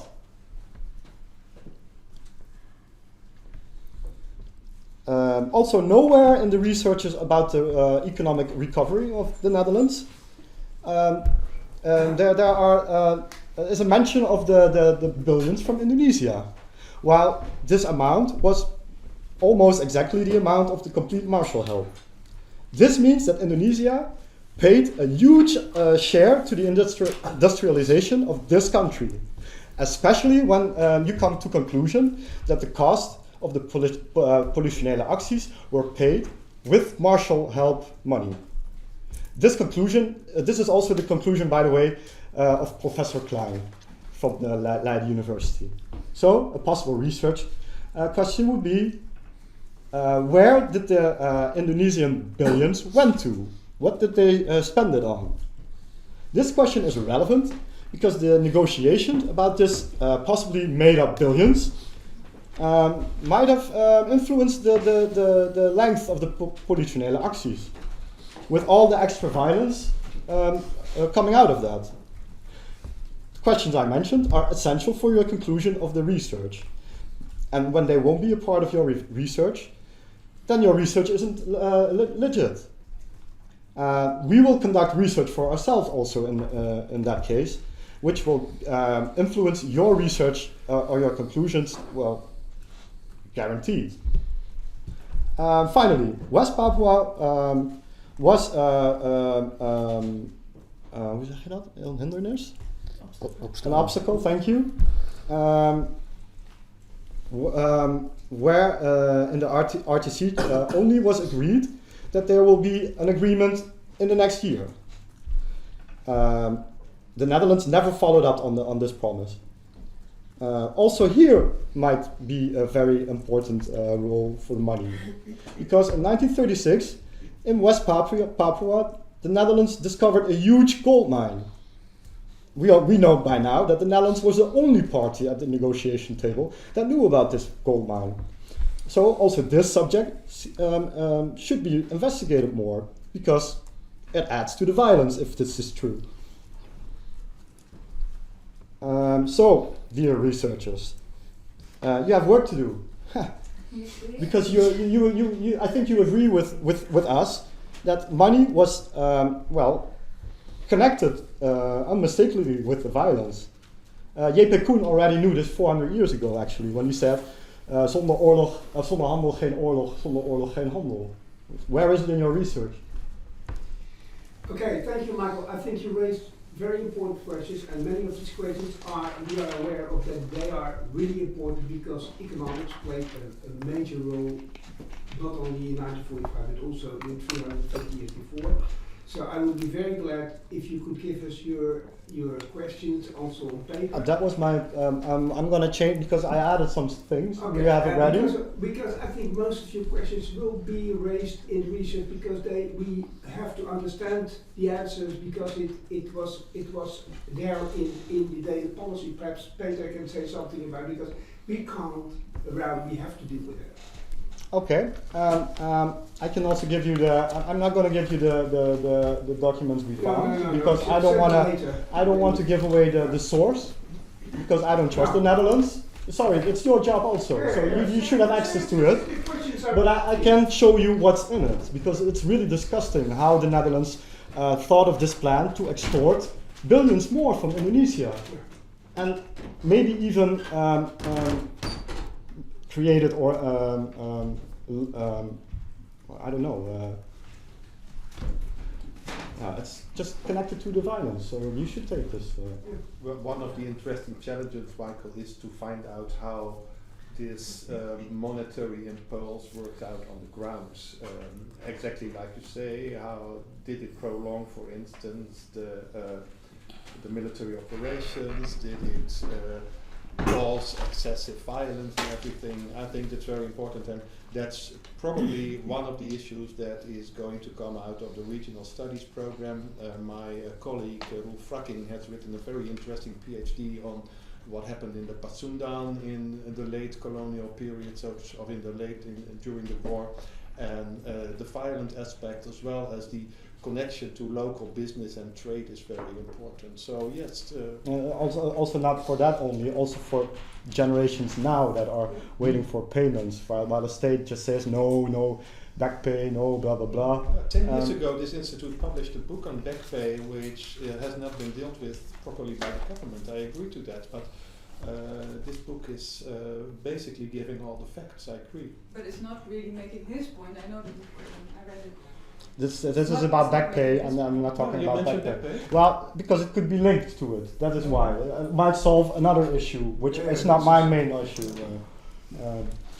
Maybe the NIOD can fund the publication of his findings so that you can ask to use it in your research. I'm gonna send them that, but I'm not gonna. I'm gonna send it with. Met de bronnen.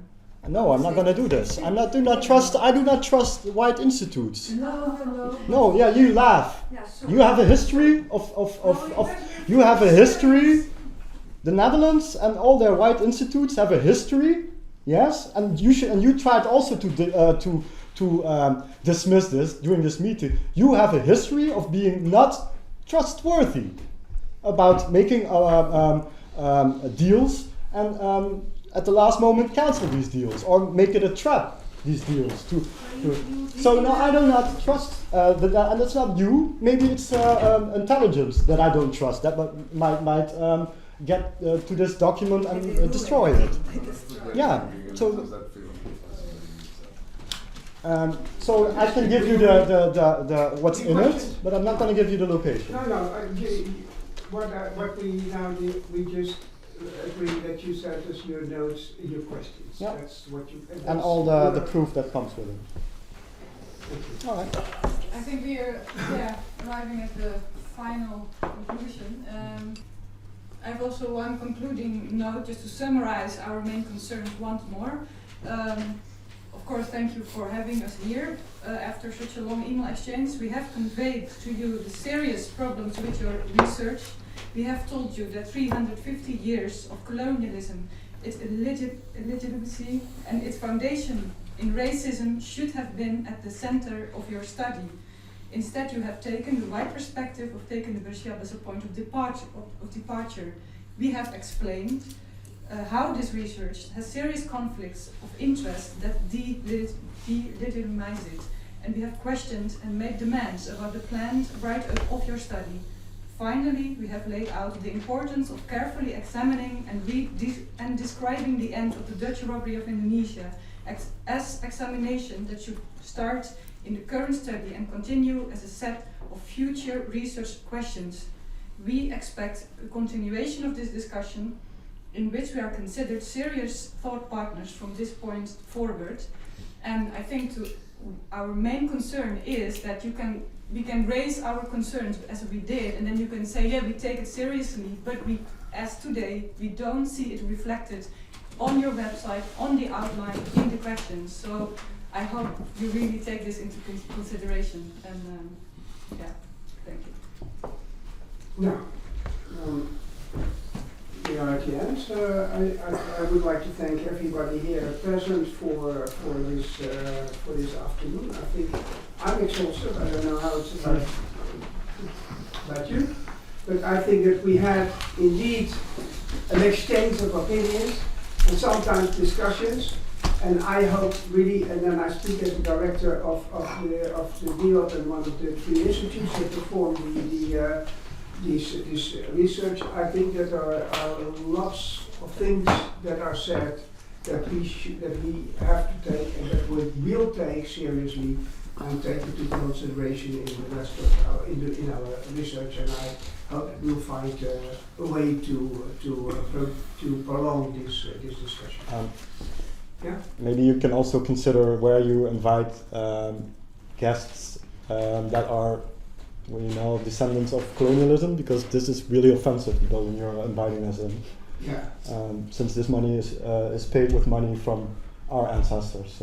I know, and I can tell you that I have next week I will review a last version of an article which describes the history of this building, which is indeed paid by one of the founders or one of the inventors of the coolie system in Indonesia, and who was actually accused of killing 7 of his laborers. And so this is built with blood, but it has also performed a lot of other functions as a tribunal after the Second World War. I'm talking about me being invited here. Yeah. But I say that we are aware of this building, but we can't move somewhere else. So it's like, but I'll take this into account. Mag ik dan het laatste woord gebruiken als je mag? Ik wil zeggen dat ik vind nog steeds dat een instituut als de NMH niet erbij hoort, omdat het niet onafhankelijk instituut is. Hoe je keert draait, hoe je ook je best doet, zit een vieze lucht in. Dank u wel. Dank jullie wel. En wel thuis.